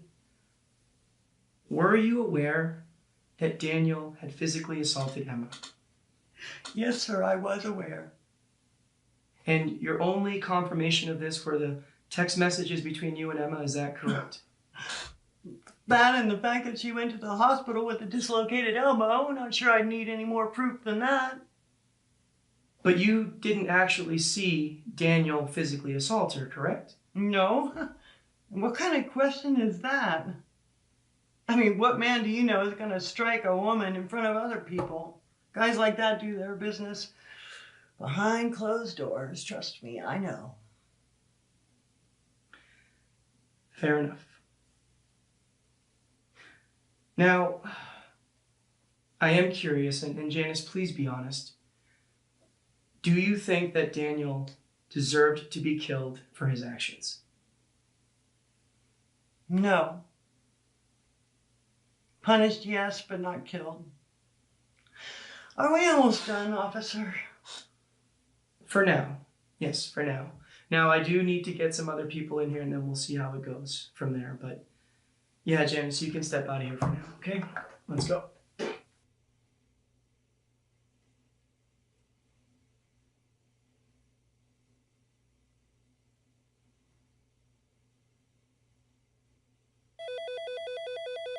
All right, so we know for sure that Janice was aware of the physical abuse.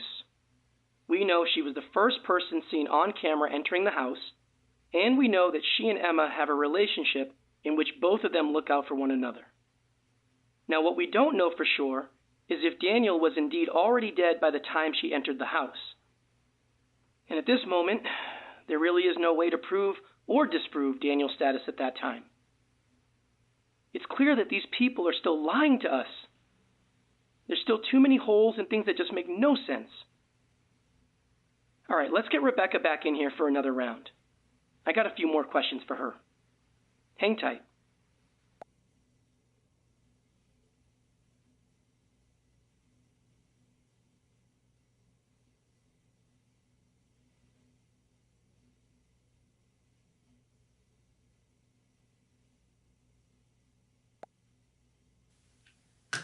All right, this is a continuation with Rebecca Humphreys. So, Rebecca, I want to go back to the day of Daniel's death. Mm-hmm. Now, you said that you were at your dad's house the entire day that Daniel was killed. Is that correct? Yeah, that's correct.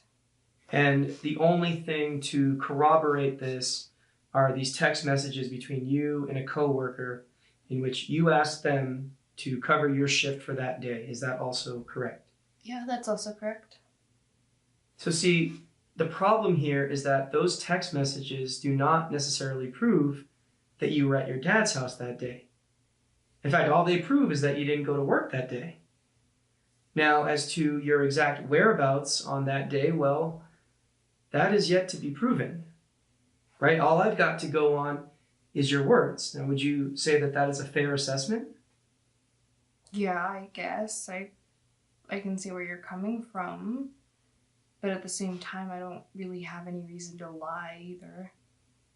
Now, that very well may be true, but my job is to question everything, okay? I can't base things off of just words alone. I need facts, right? Yeah, I guess. Yeah. So, is there anyone that may have seen you either enter or leave your dad's house on that day? I don't know. I mean, there's not really a way for me to tell if somebody had seen me on that day. It's possible, but I don't know.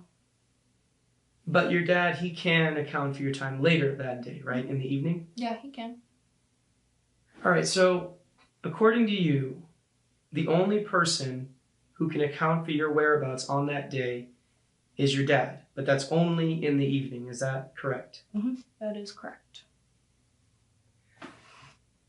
Rebecca, did you go to Daniel's house the day that he was killed? No. I already told you I was at my dad's house the entire day. I am aware that that's what you told me. But again, without any concrete proof, I can't just go based off of your words.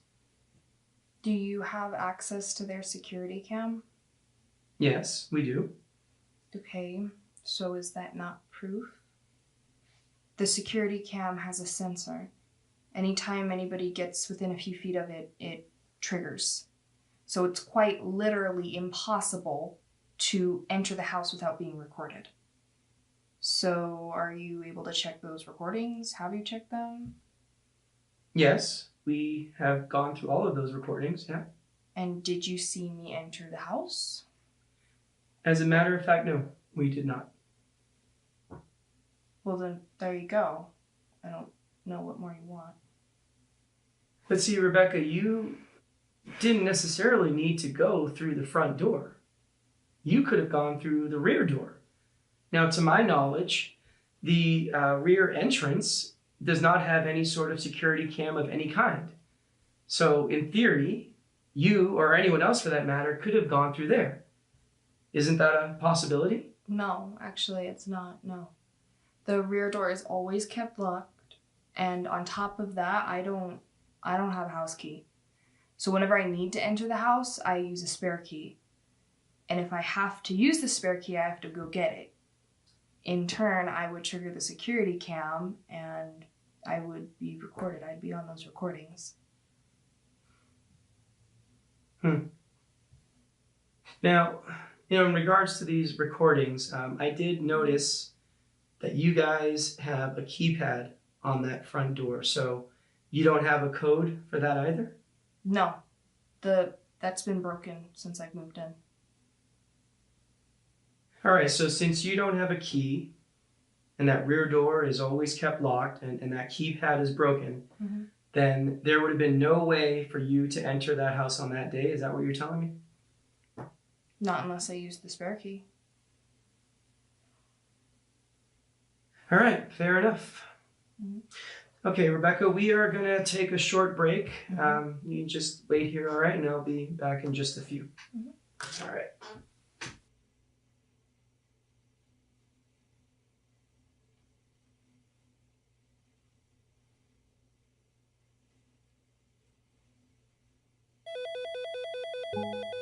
Well, yet again, I feel like we're not getting the whole truth here. Her not having an alibi is definitely a red flag. I know we brought her in here as a witness, but I'm thinking we may have to bump her up to a suspect. The abuse she witnessed could be enough to give her a motive. Possibly. All right, let's see if you can work your magic and find some contradictory evidence here.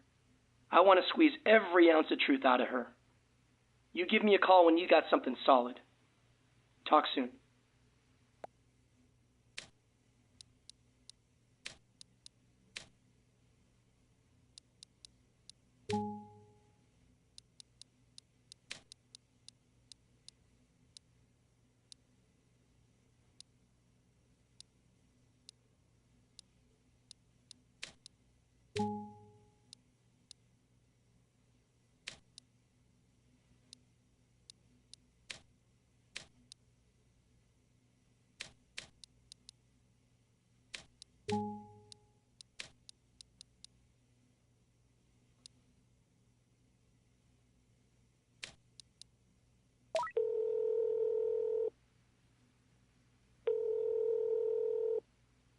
Hey. Yes! I knew you'd find exactly what we needed. Now, I do feel kind of silly not remembering the rear door being open, but that's why 2 sets of eyes are better than 1, right? Good stuff, good stuff. Right, with that photo and Charles's statement, we definitely have enough to back her into a corner. Let's see how she responds. We'll be live in just a few. All right, bye.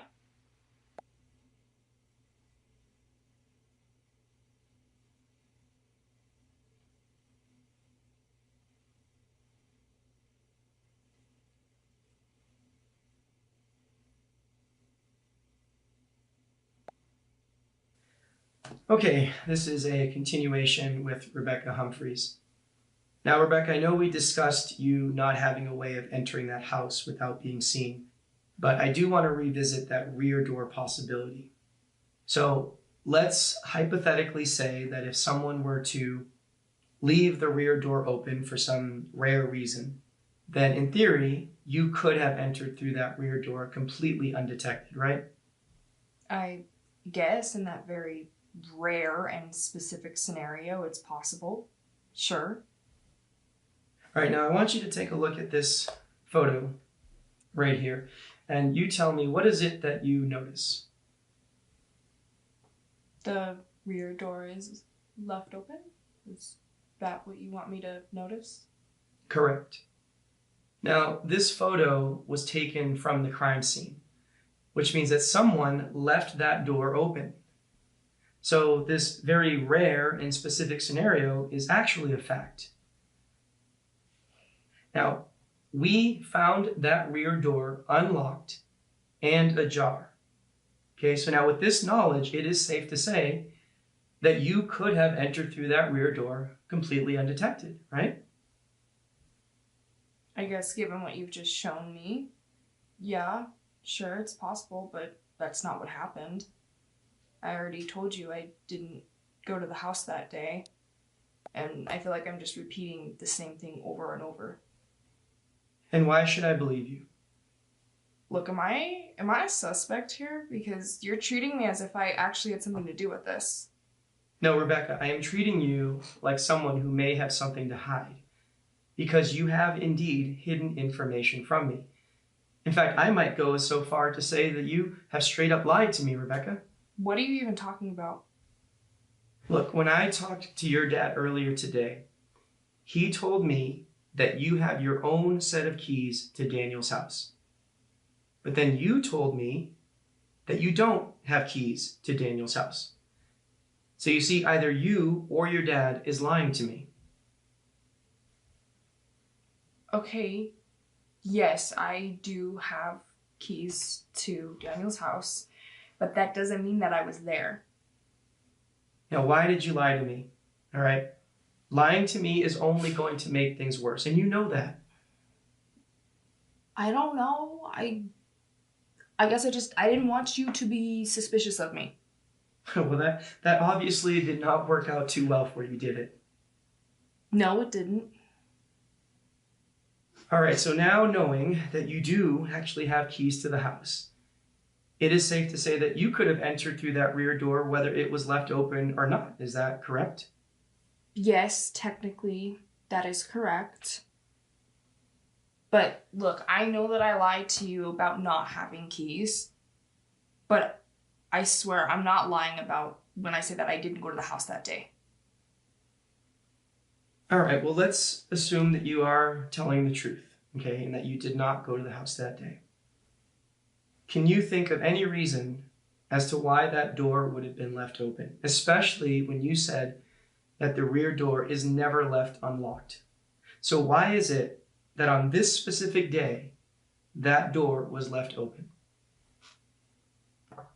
I don't know. Maybe Daniel left it open for some weird reason. That's all I can think of because I don't know. I honestly just don't know. All right, Rebecca, let's put a pause on this conversation, okay? Mm-hmm. You can step out of here for now. Sure.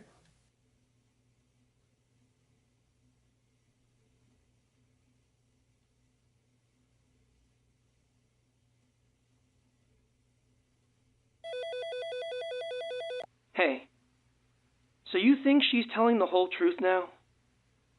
I feel like we got more out of her, and maybe she's being honest, but I still don't know. We still don't have the complete picture, which means technically anything is possible. All right, we've made some good progress so far, but it's time to really grind this out and get to the bottom of this case. I want to bring all four of them back in here for one more round of questioning. The gloves are coming off this time. All right, let's get to it. I'll start with Janice. Let's see what more we can get out of her. I'll be back with her in just a sec. All right, bye.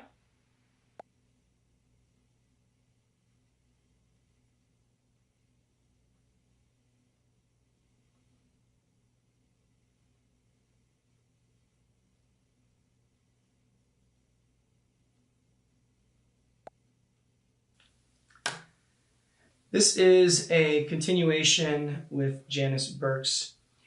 So, Janice, I just want to revisit our discussion regarding your relationship with Emma. Sure. Now, there seems to be a lot of trust between the two of you. It seems that she confides in you quite a bit. Would you agree with that? That's correct, sir. Now, see, I'm I'm finding it hard to believe that that level of trust can be built between two people that are simply just neighbors, especially considering the fact that the two of you haven't even been neighbors for all that long. Hell, I've got neighbors on my street that I've seen for years, right? And I still don't know their names. I don't know what to tell you, sir. Our relationship is what it is. So are you this close with all of your neighbors? No. I already told you what my relationship was like with most of my neighbors. They keep to themselves and I do the same. But not with Emma. No, because Emma actually treats me like a decent human being.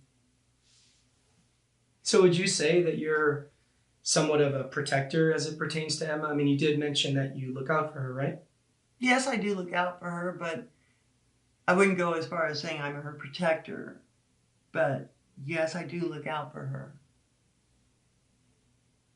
Now, Janice, we both know that you are capable of taking a human being's life. That's already been proven, right?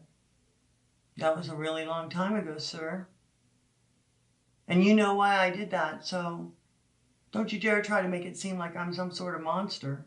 No, Janice, I don't think that you're a monster. Come on, I don't think that.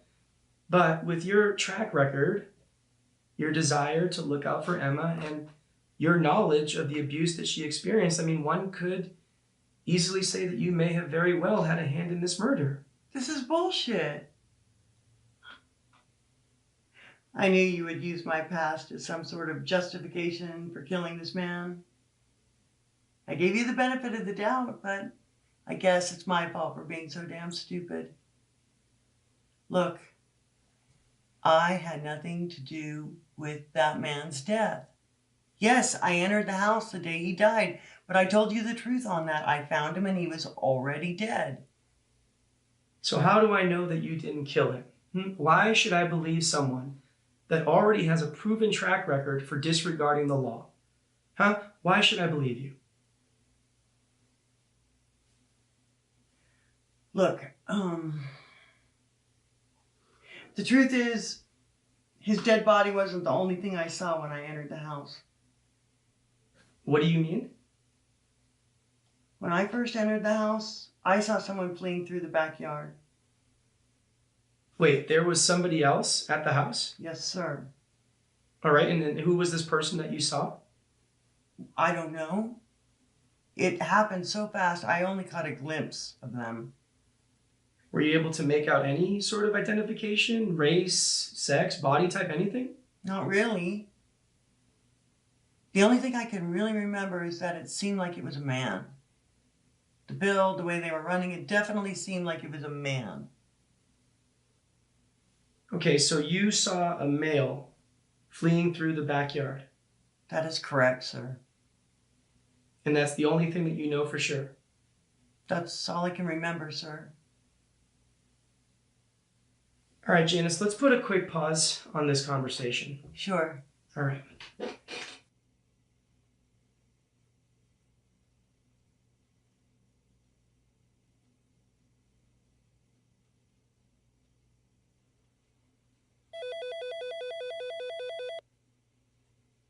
Well, things just got very interesting, didn't they? This is, of course, assuming she's telling the truth about seeing someone flee through the backyard. Now, it is consistent with the crime scene photos showing the back door slightly open. It would also give an explanation as to why it was left open. Maybe they were trying to get the heck out of there as fast as possible when they heard Janice come in. But again, this is assuming she's telling the truth. Even if she's being honest, it's pretty odd that she can positively state it was a male that she saw, but yet she can't make out any other details? Does that strike you as odd? Or maybe I'm overthinking it. What do you think? You think she's telling the truth about that? You think it was a man that she saw, or you think she's got something more that she's hiding? I'll head back in once I get your take on this. Let me know what you think, all right? Talk soon.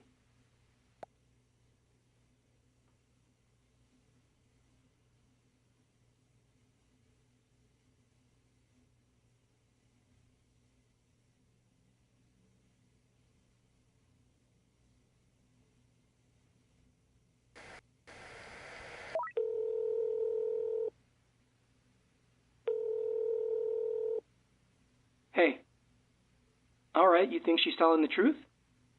Fair enough. Like I said, I may have been overthinking it. Okay, let me get back in there. Bye.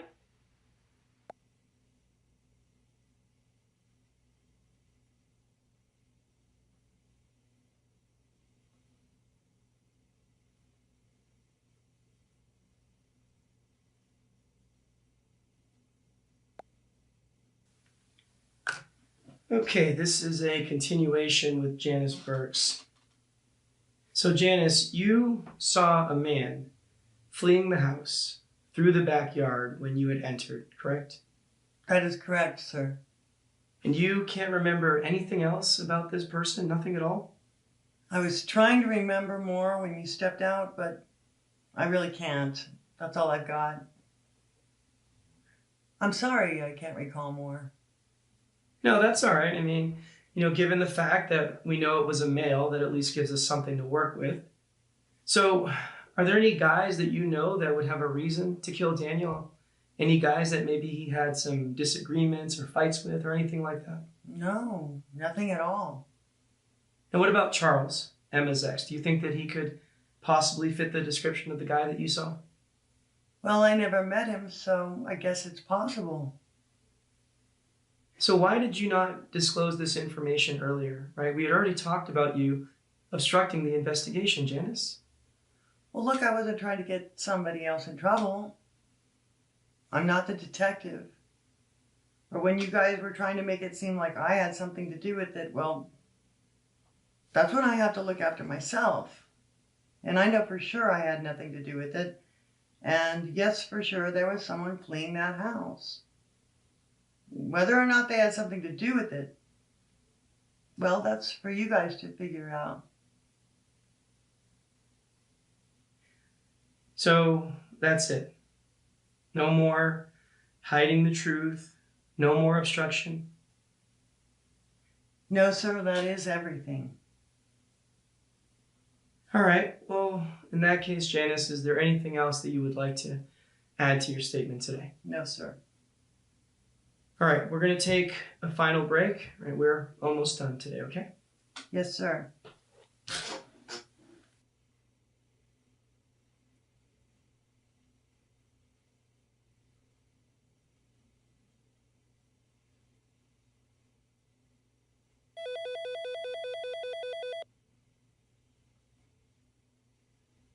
All right, I don't think we're going to get any more out of Janice.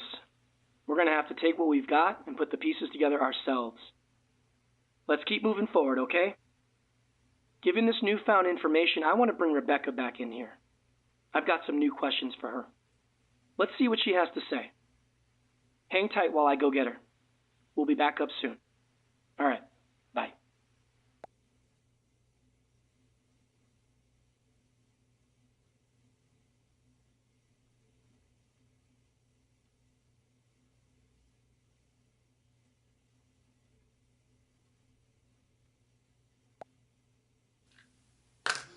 All right, this is a continuation with Rebecca Humphreys.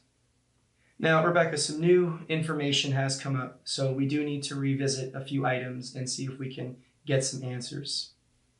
Now, I have reason to believe that the morning of Daniel's death, somebody was seen fleeing the crime scene through the backyard. Do you know who this person was? Well, at the moment, no, I do not. But with the process of elimination, I'm sure that I can make a pretty decent educated guess.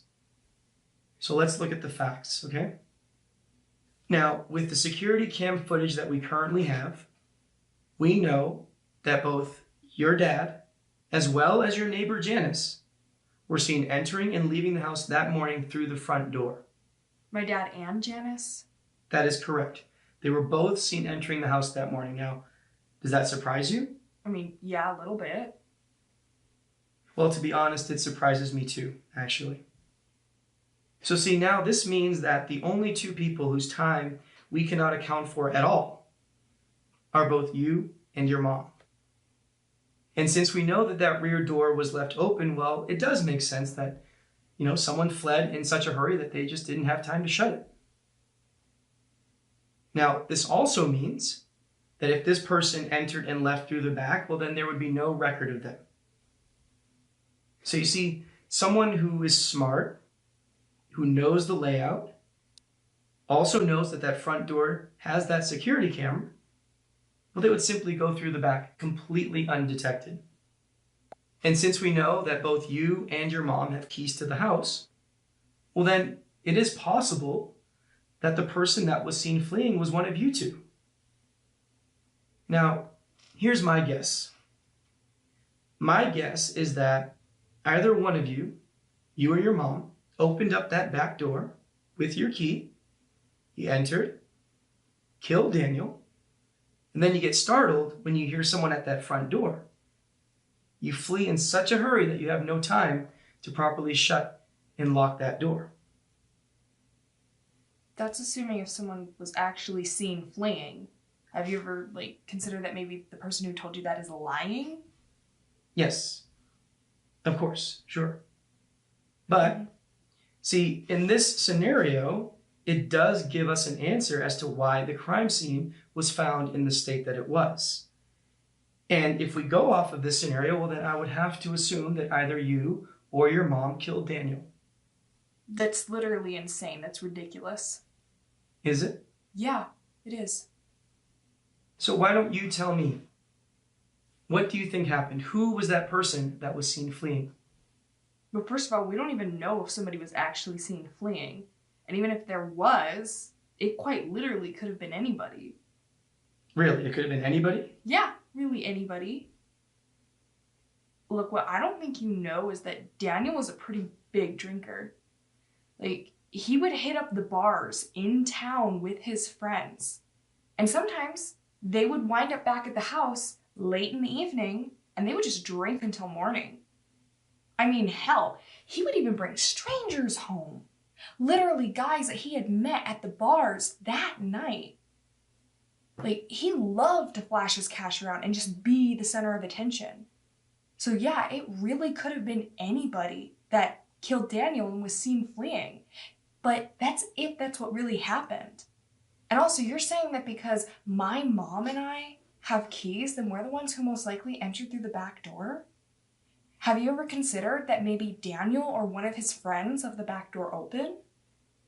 I mean, you said that you have camera footage of my dad and Janice. Do you also have security cam footage of Daniel? Because if he entered through the front door that night, wouldn't he have triggered the camera too? Well, as a matter of fact, no. We do not have any security cam footage of Daniel entering through the front door that evening. We don't. Okay. Well, there you go. Probably entered through the back door, left it open, and just forgot about it. The back door being left open quite literally means nothing. And it certainly is not something that should be used to make it seem like my mom or I killed Daniel.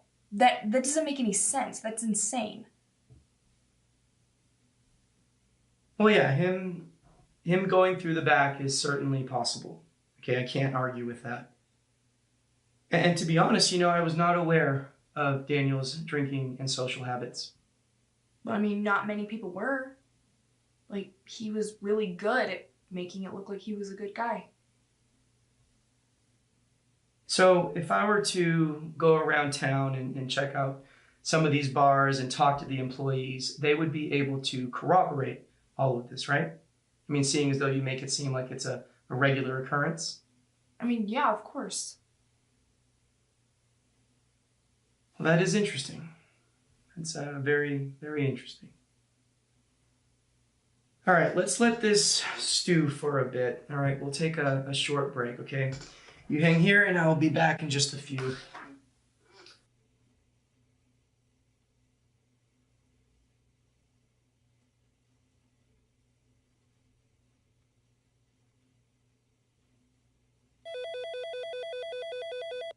Well, this just keeps getting better and better, doesn't it? This case is literally all over the place.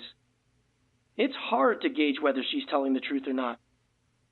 And to be honest, with the amount of alcohol we found at the crime scene, it is possible that there was at least one other person drinking with him. And she's right. The security cam never triggered that night. There's no recording. It's very possible that Daniel was the one that left that rear door open. Regardless, we need to nail her on something here. My gut's telling me that she is not being completely honest with us. See what you can find and get back to me. There's gotta be something. All right. Thanks.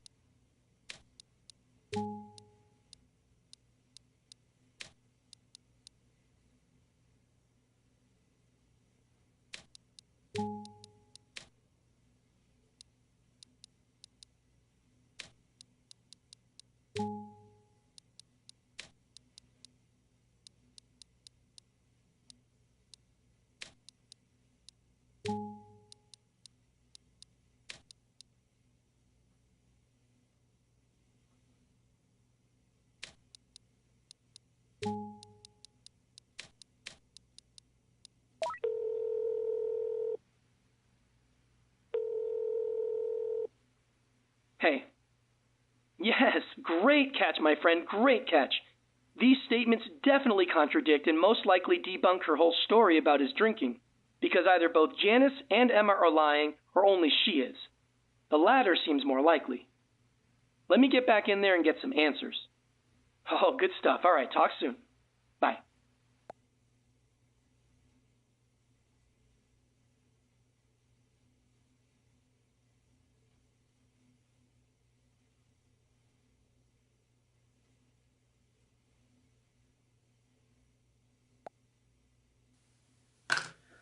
This is a continuation with Rebecca Humphreys.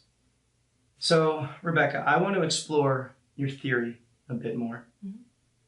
Now, according to you, Daniel was a big drinker, and he had some people over, they got drunk, they partied till the morning hours, and then someone there shot him. And that's who was seen fleeing the crime scene. Does that sound about right? Yeah. But again, that's only assuming if someone really was seen fleeing, which we don't know for sure, right? But yeah, it's a total possibility. Well, see, I find it funny that you would know that he had been drinking that night because, well, it's the truth, actually. He had been drinking pretty excessively. But see, I never brought that up with you. Well, you didn't really need to. I mean, like I said, it was a possibility and it was kind of his regular routine. So I'm not shocked. Well, I guess what's odd about your theory of him drinking that night is that both your mom and your neighbor Janice had completely different things to say about his so-called regular behavior. Like what? Well, according to Janice, she stated that your household was pretty quiet most of the time. In fact, she could not recall any moments of any parties or any loud behavior, things that I would normally associate with a bunch of intoxicated people at odd hours of the night, especially if this was a regular occurrence. Okay, and so you just believe her? And why should I not believe her? I don't know. But you're believing what she's saying at face value, and you're questioning me as if I'm the one who's lying here. That's fair. That is fair. But see, I also have a contradictory statement from your mom as well. Now, see, your mom, she stated that Daniel hardly ever drank. In fact, your mom could not remember the last time that she saw him have a drink. So what, is your mom also lying? Okay, so maybe Daniel didn't drink all the time, per se, okay? Okay, but listen, I swear I have seen him drink a few times while I've been living there, okay? And every single time, it was when he was really stressed, and he would always get completely hammered. I mean, he was obviously in a very stressful situation, given the fact that my mom was filing a police report against him, and he was put on leave from his job. So it would make sense that he would be drinking and maybe invite some friends over, okay? Like, I don't know. It made sense. So why did you exaggerate Daniel's drinking? I don't know. I don't know. I guess I just wanted to make it clear that he wasn't Mr. Perfect like everybody thought he was. Yeah, see, I still find it strange that you would assume that he had been drinking when even you have now, stated that he didn't even drink all that often. I didn't assume.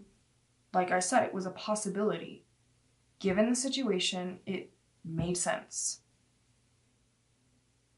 All right, so just to be very clear, your theory of Daniel drinking that night is simply just a theory. This isn't actual first-hand knowledge. Is that correct? Yes, that is correct. It is just a possibility of what could have happened that night.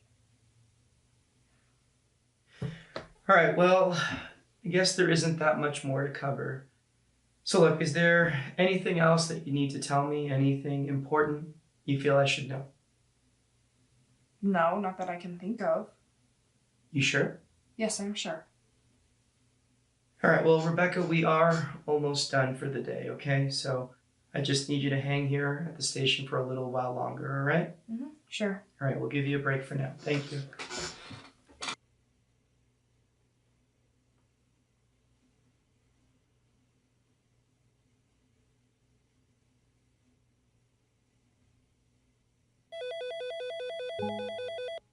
Well, her theory about Daniel drinking that night is a little too spot on.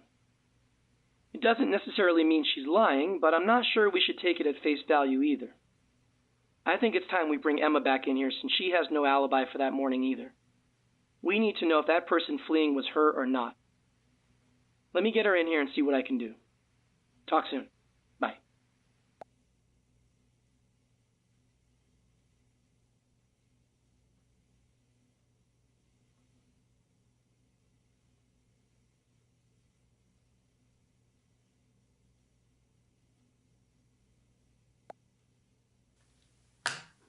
All right, this is a continuation with Emma Richardson. Now, look, Emma, we're just going to jump right into things here. We've been here for quite a while today, and I have listened to a lot of different statements, some truthful, some not so truthful. Either way, though, I am starting to come to some conclusions, but there are still some things that I do need to clear up, especially as it pertains to you. Of course. That's why I'm here. All right, well, first things first, I do want to acknowledge that we may not have handled your initial police report as best as we could have. I'm glad you see it that way too. I do. But unfortunately, it does give you more of a reason to kill Daniel. Now, perhaps you took matters into your own hands because you didn't get the expected results from law enforcement. Now, is that maybe what happened? We've already gone over this. The answer is absolutely not. Look, Emma, if everything that you filed in that police report is accurate, all right, I want you to know that I understand that you were also a victim in this whole situation, okay? I understand that.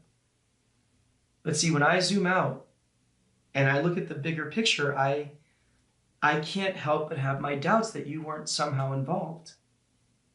I've already told you the truth. I was at that motel the entire day. I never got anywhere near that house the day Daniel was killed. Yes, you have told me that. But see, without anyone that can corroborate your story, yeah, I do have my suspicions. Emma, you have the biggest motive and justification for killing Daniel. You really do. I mean, after what he supposedly did to you, and then you go to the police and then you see that nothing comes of it, yes, I can see why you would take matters into your own hands, okay? I would understand that. Hell, a lot of people in your situation would do the exact same thing, Emma. He didn't supposedly do anything to me. He assaulted me, and then he threatened to kill me. Those aren't supposed theories. Those are facts. They actually happened. So please be more respectful with how you choose your words, because how you're framing it right now is not okay. You're right. You're right. And I am sorry. That was a very poor choice of words on my part. I am sorry. But look, it still does not change the fact that you benefit the most from Daniel's death, now does it? I'm not going to answer that. We've already been through this. And my answer isn't going to change no matter how many different ways you ask me that question. So, despite the fact that you have such a clear and strong motive, I'm just supposed to ignore the fact that you don't have an alibi? I'm just simply supposed to take the word of the person who benefits the most in this situation when they have absolutely nothing to prove that they weren't somehow involved? And let's also look at the fact that you were the one best suited to avoid that front security camera, right? You know it's there, and you know how it triggers its recordings. Emma, you could have easily gone around the back, killed Daniel, and then left. I mean, what is there to say that that did not happen? Because it didn't. Okay. Why is it so hard for you to believe the truth? Why is it so hard? Emma, because I don't know the truth. Okay, that's why. And until I know the truth, yes, I am absolutely going to question everything. And right now, you are telling me that I should believe you because you say it's the truth? Well, look, Emma, I have got news for you. Everybody that sits in that chair seems to always be telling me the truth. And I mean always. I literally get nothing but the truth until it isn't. Look, I can understand from your perspective why you would doubt what I'm telling you. But I swear, I was at that motel the entire day. I only left early to grab breakfast. That was it. Look, I know there's nothing that can prove that I was at that motel, but there's also nothing that can prove that I wasn't. And I am telling you the truth. I swear. All right, Emma, you know what? You are right. We are just going around in circles here. So, look, we are going to take a quick break, all right? Okay. Do I have to stay here? Yes, you do, please.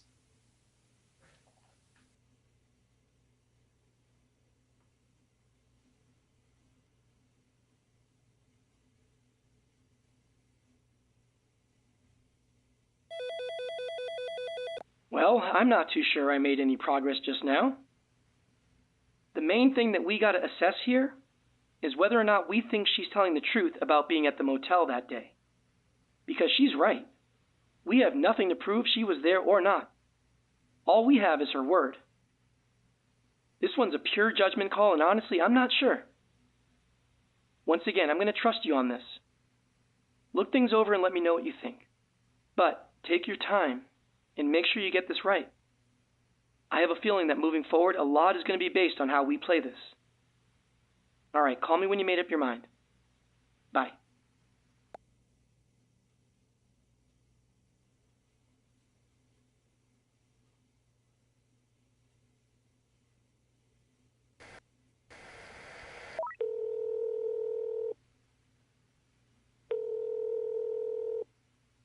Hey. Okay, you're feeling like she's being honest. Fair enough. Like I said, I wasn't too sure myself, but I can see where you're coming from. All right, cool. Let's get back to it. Talk soon.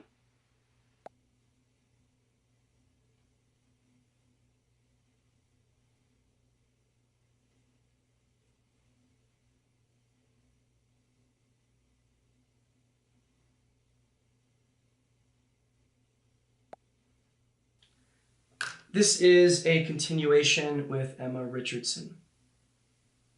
Look, Emma, I want you to know that I believe you. Okay? I believe that you were at the motel, and I believe that you didn't go anywhere near Daniel's house the day that he was killed. Oh, good, because it's the truth. Of course. But now we do have to take your words into consideration as we try to piece this whole thing together. So what I want to do is I want to look at the facts. All right? Now, we have video footage of both Charles and Janice seen entering and leaving Daniel's house the day that he was killed. Right? Now, that obviously makes it very possible for them to have killed Daniel. But as you had mentioned, you don't think that's a possibility because, as you said, that's not the type of people that they are. Now, I don't know either of them, or I don't at least know them well, but let's give them the benefit of the doubt. Okay, let's assume that you're right. So now, if you're right, that means that we can remove the two of them as suspects. And based on what you told me regarding your whereabouts the day that he was killed, well, then that means we can also remove you as a suspect. So using the basic process of elimination, and again, based on what you've been telling me, well, it seems pretty clear that Rebecca must have killed him. No, Rebecca had nothing to do with this. All right, let's try to look at this objectively, okay? Because, see, after interviewing Rebecca, there were two things that really stood out to me. Such as? Well, for one, she seemed to know that Daniel had been drinking excessively that night. Now, I can't for the life of me understand how she could possibly know that unless she had seen it with her own two eyes. And secondly, she seemed really set on exaggerating Daniel's drinking habits, which directly contradicts what you had told me earlier about him not drinking much at all. In fact, you told me that you couldn't even remember the last time that you saw that man have a drink. But you see, according to Rebecca, he did drink every now and then. And that's why she assumed that he had been drinking that night. So you see, with such blatant contradictions, it is clear that somebody is lying to me. Look, I may have been mistaken. I mean, he did drink every now and then.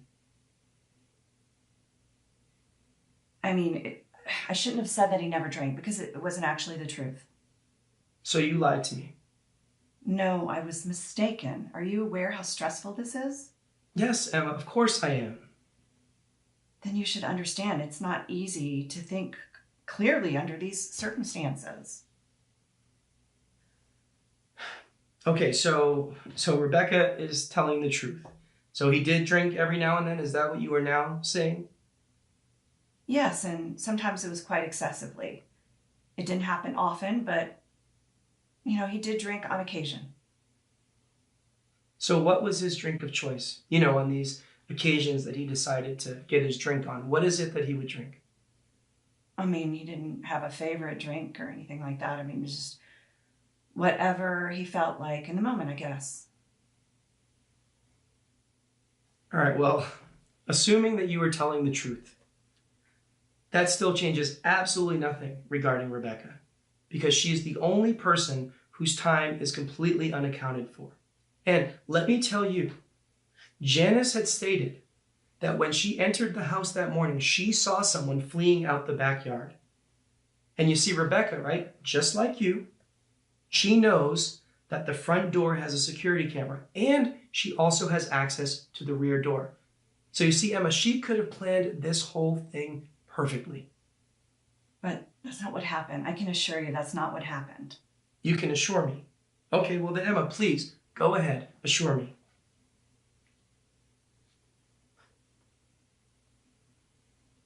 Look, Emma, somebody is getting charged with murder. Okay, that is a fact. So if you have something to say, you better say it now.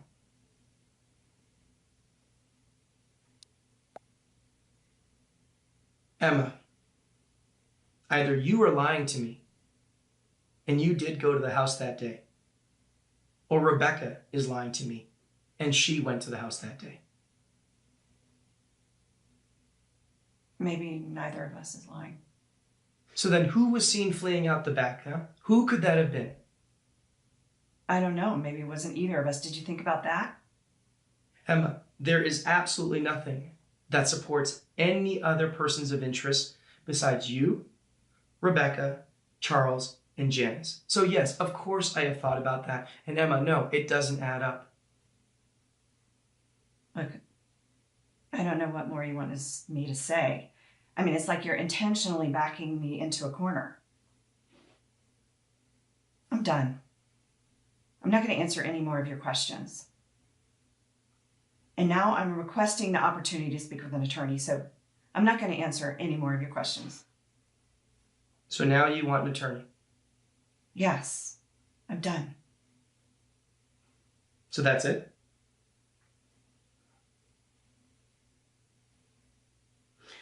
All right, well then I guess we're done. Okay, can I go home now? You can go home soon. Look, you don't have to answer any more questions, but if you can just please stay while I wrap up the rest of my interviews, because look, I'm almost done. If you can do that for me, I would appreciate that. Okay, fine. Thank you.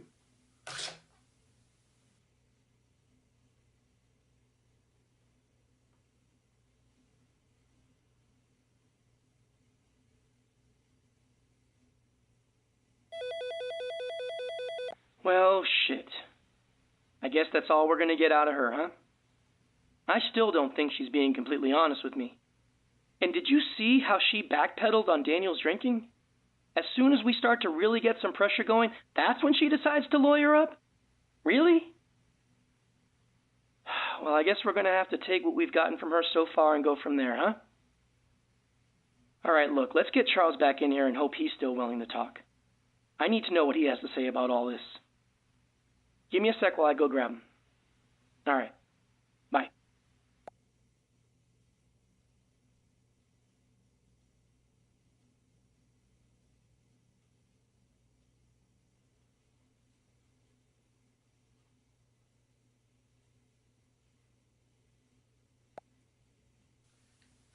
Okay, this is a continuation with Charles Humphreys. Now, Charles, I know that you've been here for quite a while today, so I'm going to do my best to get right to the point, all right? Great, I appreciate that. Of course. Now, after reviewing everything so far, it really does seem that either Rebecca or Emma may have had some involvement with Daniel's death. There's no way. And I don't care how you came to that conclusion. I'm telling you, there's absolutely no way that either one of them did this. Now, Charles, I can completely understand why you would feel like that, okay? I really do. But we have to look at the facts, Charles. Now, as of right now, Rebecca and Emma are the only two people whose time is completely unaccounted for. They're also both very aware that that front door has a security camera, which could have recorded them. They also have keys to the house, so they could have entered through that rear door. But most importantly, Charles, they both have a motive. What possibly could be Rebecca's motive? Charles, Rebecca is aware of the abuse that her mom has experienced, okay? She went to the hospital. She saw firsthand just how badly this man hurt her own mother. Now, do you think that she wanted to see that happen again? No, of course not. So, what is the best way to make sure that that man never lays a finger on her mother again? Well, simply end his life. Problem solved. That's ridiculous. That's your motive? Heck, you might as well consider me the one that killed him. I mean, I care about Emma. You know, I never wanted to see her get hurt like that again, and I would have done anything to protect her. So what, does that make me a killer too? Well, possibly. Oh my God, wow. Rebecca has her whole life in front of her. You think she's going to throw that away? And let's remember, she went with Emma to file the police report. She literally encouraged her to do so. She was trying to handle everything the right way. So your motive makes no sense whatsoever. Well, Charles, you might be right, okay? You might. Okay, maybe Rebecca has nothing to do with this. But what about Emma? All right, let's take another look at her. Now, She's a mom. She seems to be a really good person who seems to care a lot about her daughter. Now, we know that Daniel not only threatened to kill Emma, but he also threatened to kill Rebecca. Okay? Now, you're a parent. Wouldn't you want to protect your child in a situation like that?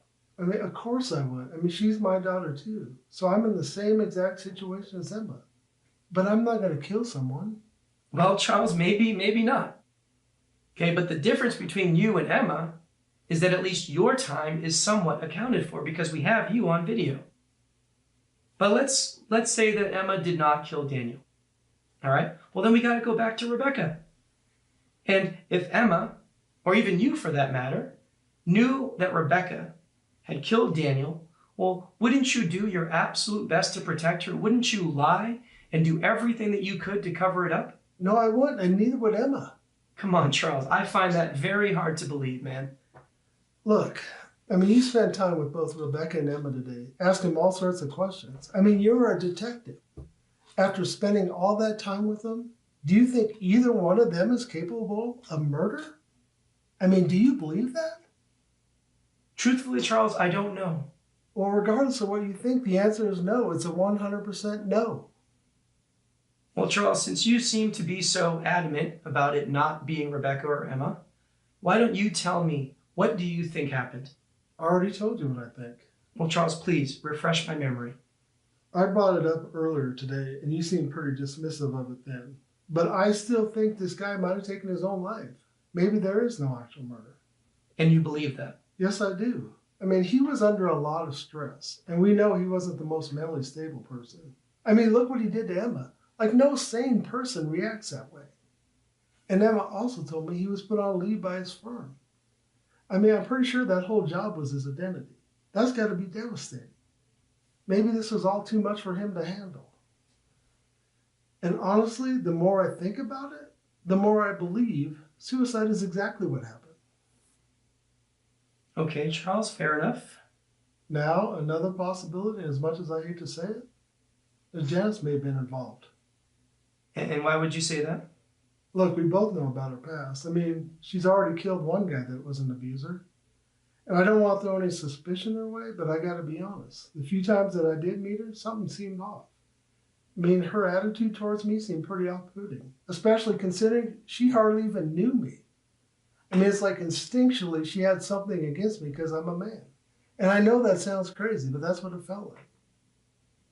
So, Charles, how did you get to know Janice? Emma talked to me mostly about her. Like I said, I met her a few times in person, but we didn't chat much, mostly because she just seemed bothered by my presence. Like I said, she just seemed off. So, Charles, is this pure speculation? Because it seems like it might be a bit more than that. I don't know. All I'm saying is you shouldn't be so quick to dismiss Janice. All right, well, Charles, that is noted. Look, we're going to take a short break, all right? I want to mull this over, okay? All right. All right.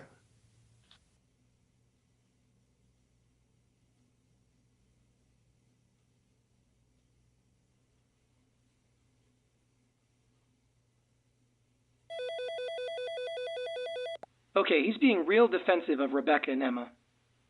But I honestly can't blame him.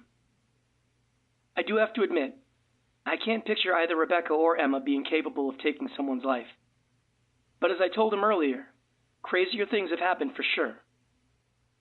And what do you think about his Janice theory? He seems pretty convinced that Janice may have been involved.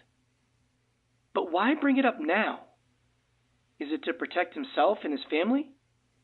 Or is there actually some legitimacy to his theory? Well, either way, let's see if we can trip him up. To be honest, I'm pretty drained. All these interviews today are starting to blur together. Work your magic one last time. See if you can find any evidence that pokes holes in his statement. I know we gotta have something. All right, give me a call when you got something. Talk soon.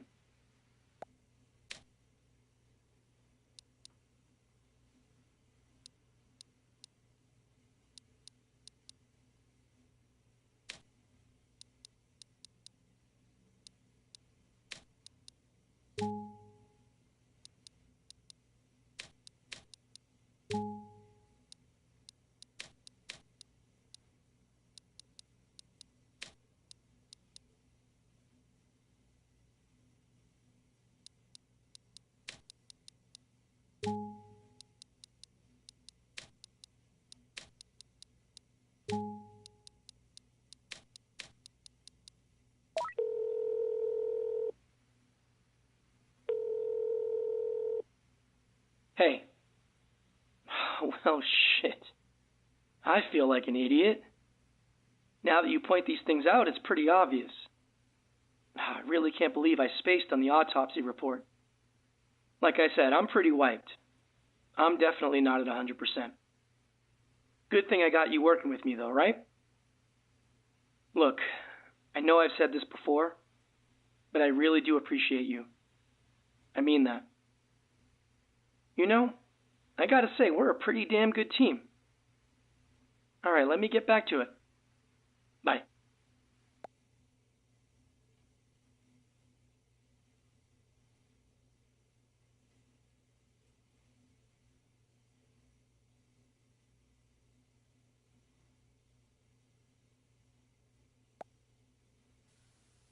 All right, this is a continuation with Charles Humphreys.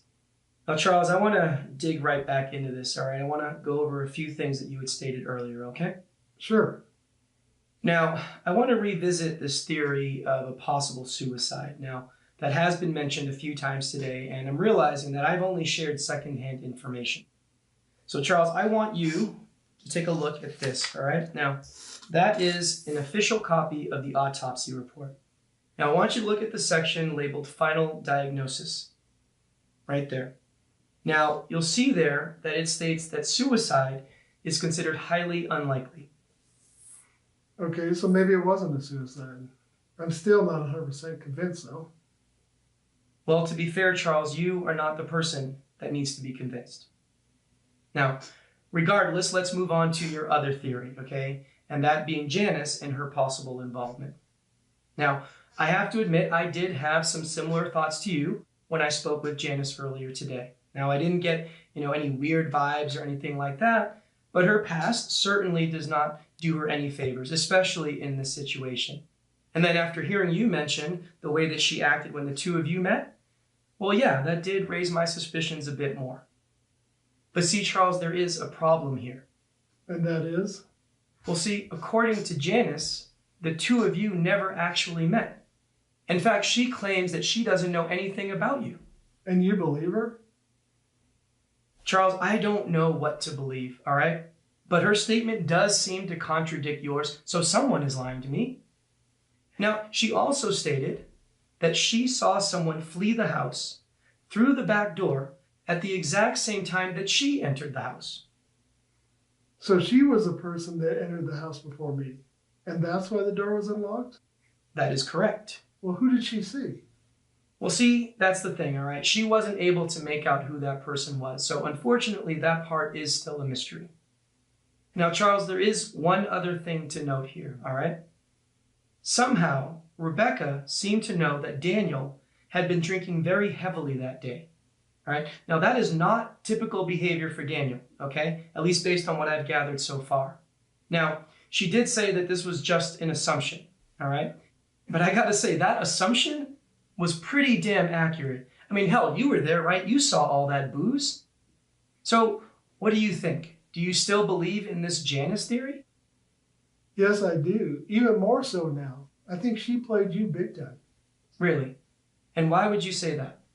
Look, as you just mentioned, Janice went in the house before me. I mean, she could literally say anything she wants to clear her name. There are no witnesses. I mean, she could be lying about seeing someone flee. I mean, what proof do you have that any of this actually happened? What, Janice's word? Do you think a convicted murderer is going to tell the truth? Of course not. They're going to lie about everything. I mean, why in the world would you believe anything that she has to say? I mean, what has she done to earn your trust?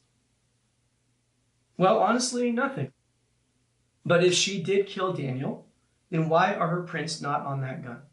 She could have easily wiped the gun down and placed it in Daniel's hand. I mean, did you find anybody else's prints on the gun? No, we did not.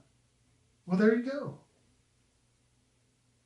All right, your theory about Janice is certainly a possibility, okay? Maybe she is lying. But see, if we go with that, then we really do need to explore all possibilities, Charles, and that includes you. You already know that Janice went in the house before me, and you know that I have absolutely nothing to do with this. Do I really know that, though? Yes, you do. See, Charles, I don't know. Okay, I don't know, because we are both aware that you are very capable of putting on a very good performance. What are you talking about? Charles, I am talking about that little performance that you put on for the security camera in which you tried to make it seem like the reason that you were at Daniel's house was because you were there to pick up some of Emma's belongings. Now, what is there to say that you weren't the one that entered through the back door? I mean, you could have easily gotten the keys from either Emma or Rebecca, right? You go inside the house, okay? You kill Daniel. You're the one that wipes down that gun. You put the gun in Daniel's hand to try to make it seem like a suicide, and then that's when you hear someone at that front door. Now, in a panic state, you flee, okay? And you're in such a rush that you forget to shut that back door. Now, here's the good part. You later come back to the house, all right? You come back to make it seem like you were there for a completely different reason. Now, you know that that front door has the security camera and it's going to record you, which is great for you because now we can account for your time. So you enter the house, you come back out with some of Emma's belongings, hence making it seem like that was the reason for your visit. So yeah, Charles, maybe you are right. Maybe Emma and Rebecca have nothing to do with this. Maybe they are simply trying to protect you. So what do you think about that theory, Charles? I think you have an incredible imagination. And I think you'll make up whatever shit you have to close this case. That's what I think. But I am done cooperating with you. I'll speak to you again when I have an attorney. But for now, we're done. Charles, did you kill Daniel? No, and I told you we're done.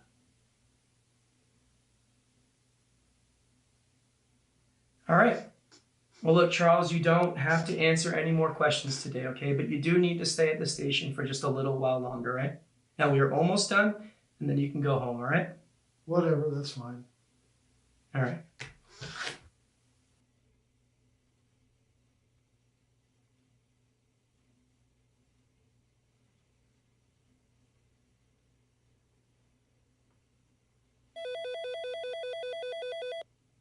Okay, that went somewhat well, I guess.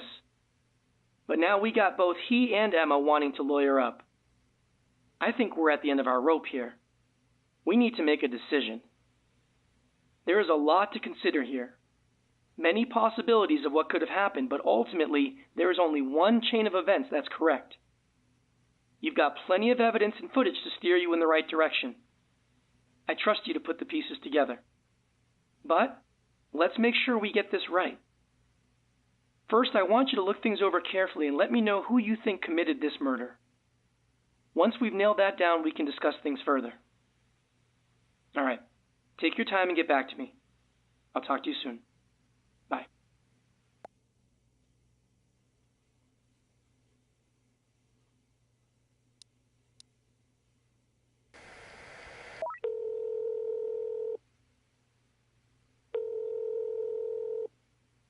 Hey. Okay, so you think Rebecca killed Daniel, huh? You know, I actually think you hit the nail on the head here. I do trust your judgment. And even though she doesn't seem like she has it in her, it really does seem that she's the one that killed him. Now, I know you looked everything over carefully, so I'm sure you have a fairly decent picture of what actually happened, even if there are a few holes that still need to be filled. But listen, what I'm about to say stays between you and me, okay? Considering everything that went down with her mom and Daniel, and the reasons Rebecca would have for killing him, it's still most likely murder. She may be able to get out of this in court, but she could very well end up in prison for a very long time. And honestly, I'm not sure that she deserves that. Her life could be ruined at such a young age. Now, what I'm about to say can get us in some pretty deep shit. Maybe even fired. But I can always claim that we didn't find enough probable cause to make an arrest. We can let her go home. And if we're pushed to continue the investigation later, well, then we'll deal with it at that time. But for now, we can let her go. I'm really not sure what to do here. This whole situation is just really complicated. Now, your decision-making has been great so far, so I'll follow your lead on this one as well. Think things over. Give me a call back and let me know if you want to move forward with charging Rebecca, or if you want me to let her go. I'm willing to accept responsibility for our actions regardless of what we do. Just be prepared to do the same. All right, talk to you soon.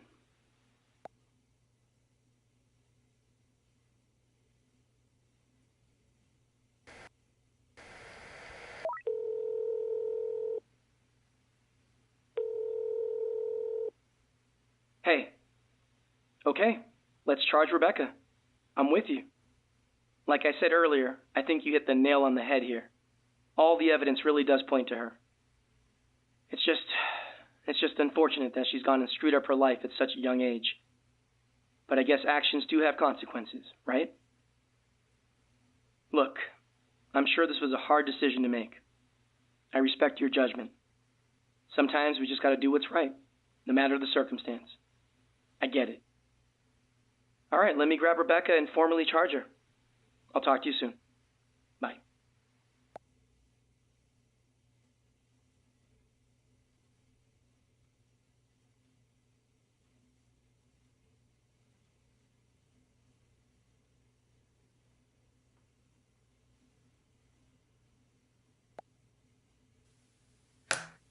All right, this is a continuation with Rebecca Humphreys. So look, Rebecca, after reviewing all of the evidence and the statements made today, I am officially charging you with the murder of Daniel Murphy.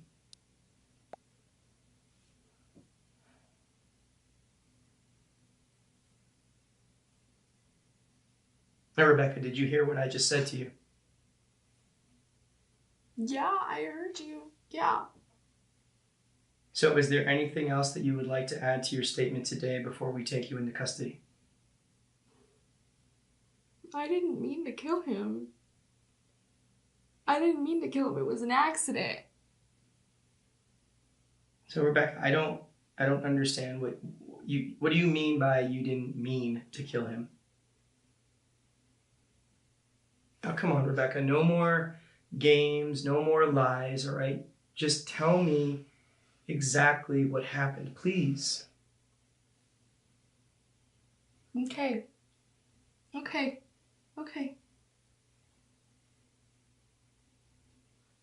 Me and my dad were driving back to his house the night that Daniel threatened to kill me and my mom. I told my dad I wasn't comfortable with him having a gun inside the house because I thought he was going to do something stupid and try and kill me or my mom, kill both of us. So I told my dad that I wanted to go to the house in the morning and check if Daniel was there. And if he wasn't, I wanted to go inside the house and try and find the gun and take it. Obviously, my dad was not okay with that idea, and he told me not to do it, and I told him that I wouldn't do it. I told him I wouldn't go. But you didn't listen to your dad, and you went there anyways. Yeah. I went back the next morning, kind of early, I think it was between 8:30 and 9. I was just checking to see if he was there. And when I checked, his car wasn't in the driveway like it usually was. So I thought, okay, this is the perfect opportunity. And I didn't want to be seen on the front security camera. So I went through the back. Like I said, I thought he wasn't home, but to my surprise, he was. He was passed out on the living room couch. There was alcohol everywhere. But the gun was sitting right there on the coffee table. So I went to grab the gun. And when I grabbed the gun, that's when he woke up. And everything happened really fast. He got up, he charged at me, he was grabbing me, he was trying to grab the gun. And somehow we just ended up in the bedroom. And we struggled for a few seconds, and the gun went off. And he dropped, and he stopped moving. And that was it. That's what happened. And then you you placed the gun in his hand to try and pass it off as a suicide. Is that right? Yeah, that's what I did. I tried to make it look that way. And I'm assuming that you wiped down the gun to remove the fingerprints. Is that correct? Yeah. I used my shirt the best that I could. And before that, I tried to put things back that had fallen during our struggle because I didn't want it to look like anybody else was in the house that day. I didn't know what I was doing. I didn't know if it was going to work. I was scared. And as I was putting the gun in his hand, I heard the front door open. I didn't know who it was. I thought maybe it was my dad and that maybe he had come to try and find the gun and take it instead of me, but I honestly didn't know who it was. So I left. I left as fast as I could and I went out through the back door, and that's why the back door was left open. I didn't have time to shut it. I was scared.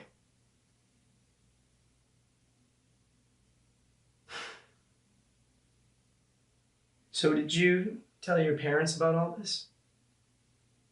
No, I haven't told anybody. You're the only person who knows, and it was an accident. It was a genuine mistake. I didn't mean to do any of this. I didn't mean to shoot him.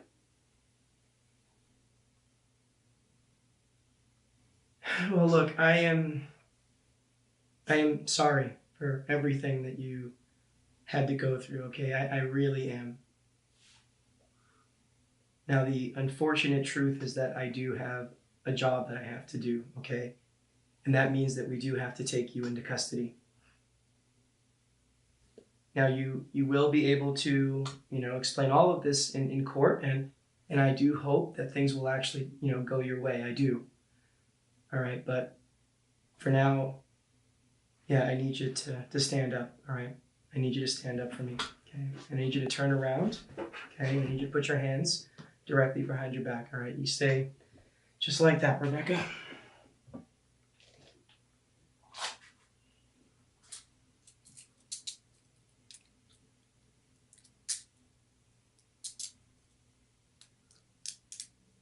All right, you can sit down. I didn't mean to do this. I'm sorry. It was an accident. And you have to believe me when I say that. I know. Now, I am going to go get some officers, okay? And they will be able to escort you out of here properly, all right? All right.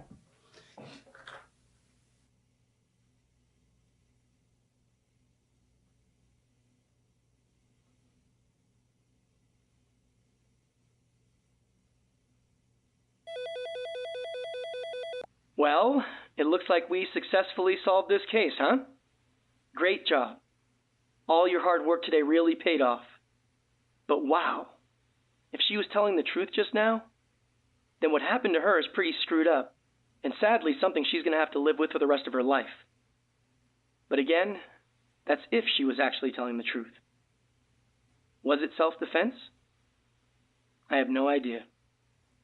The only person that knows that for sure is Rebecca herself. But what we do know is that she is the one that pulled the trigger that killed Daniel Murphy. The rest is up to the courts to decide. Again, great job. Thank you. All right. Until next time, my friend. I'll talk to you later. Bye.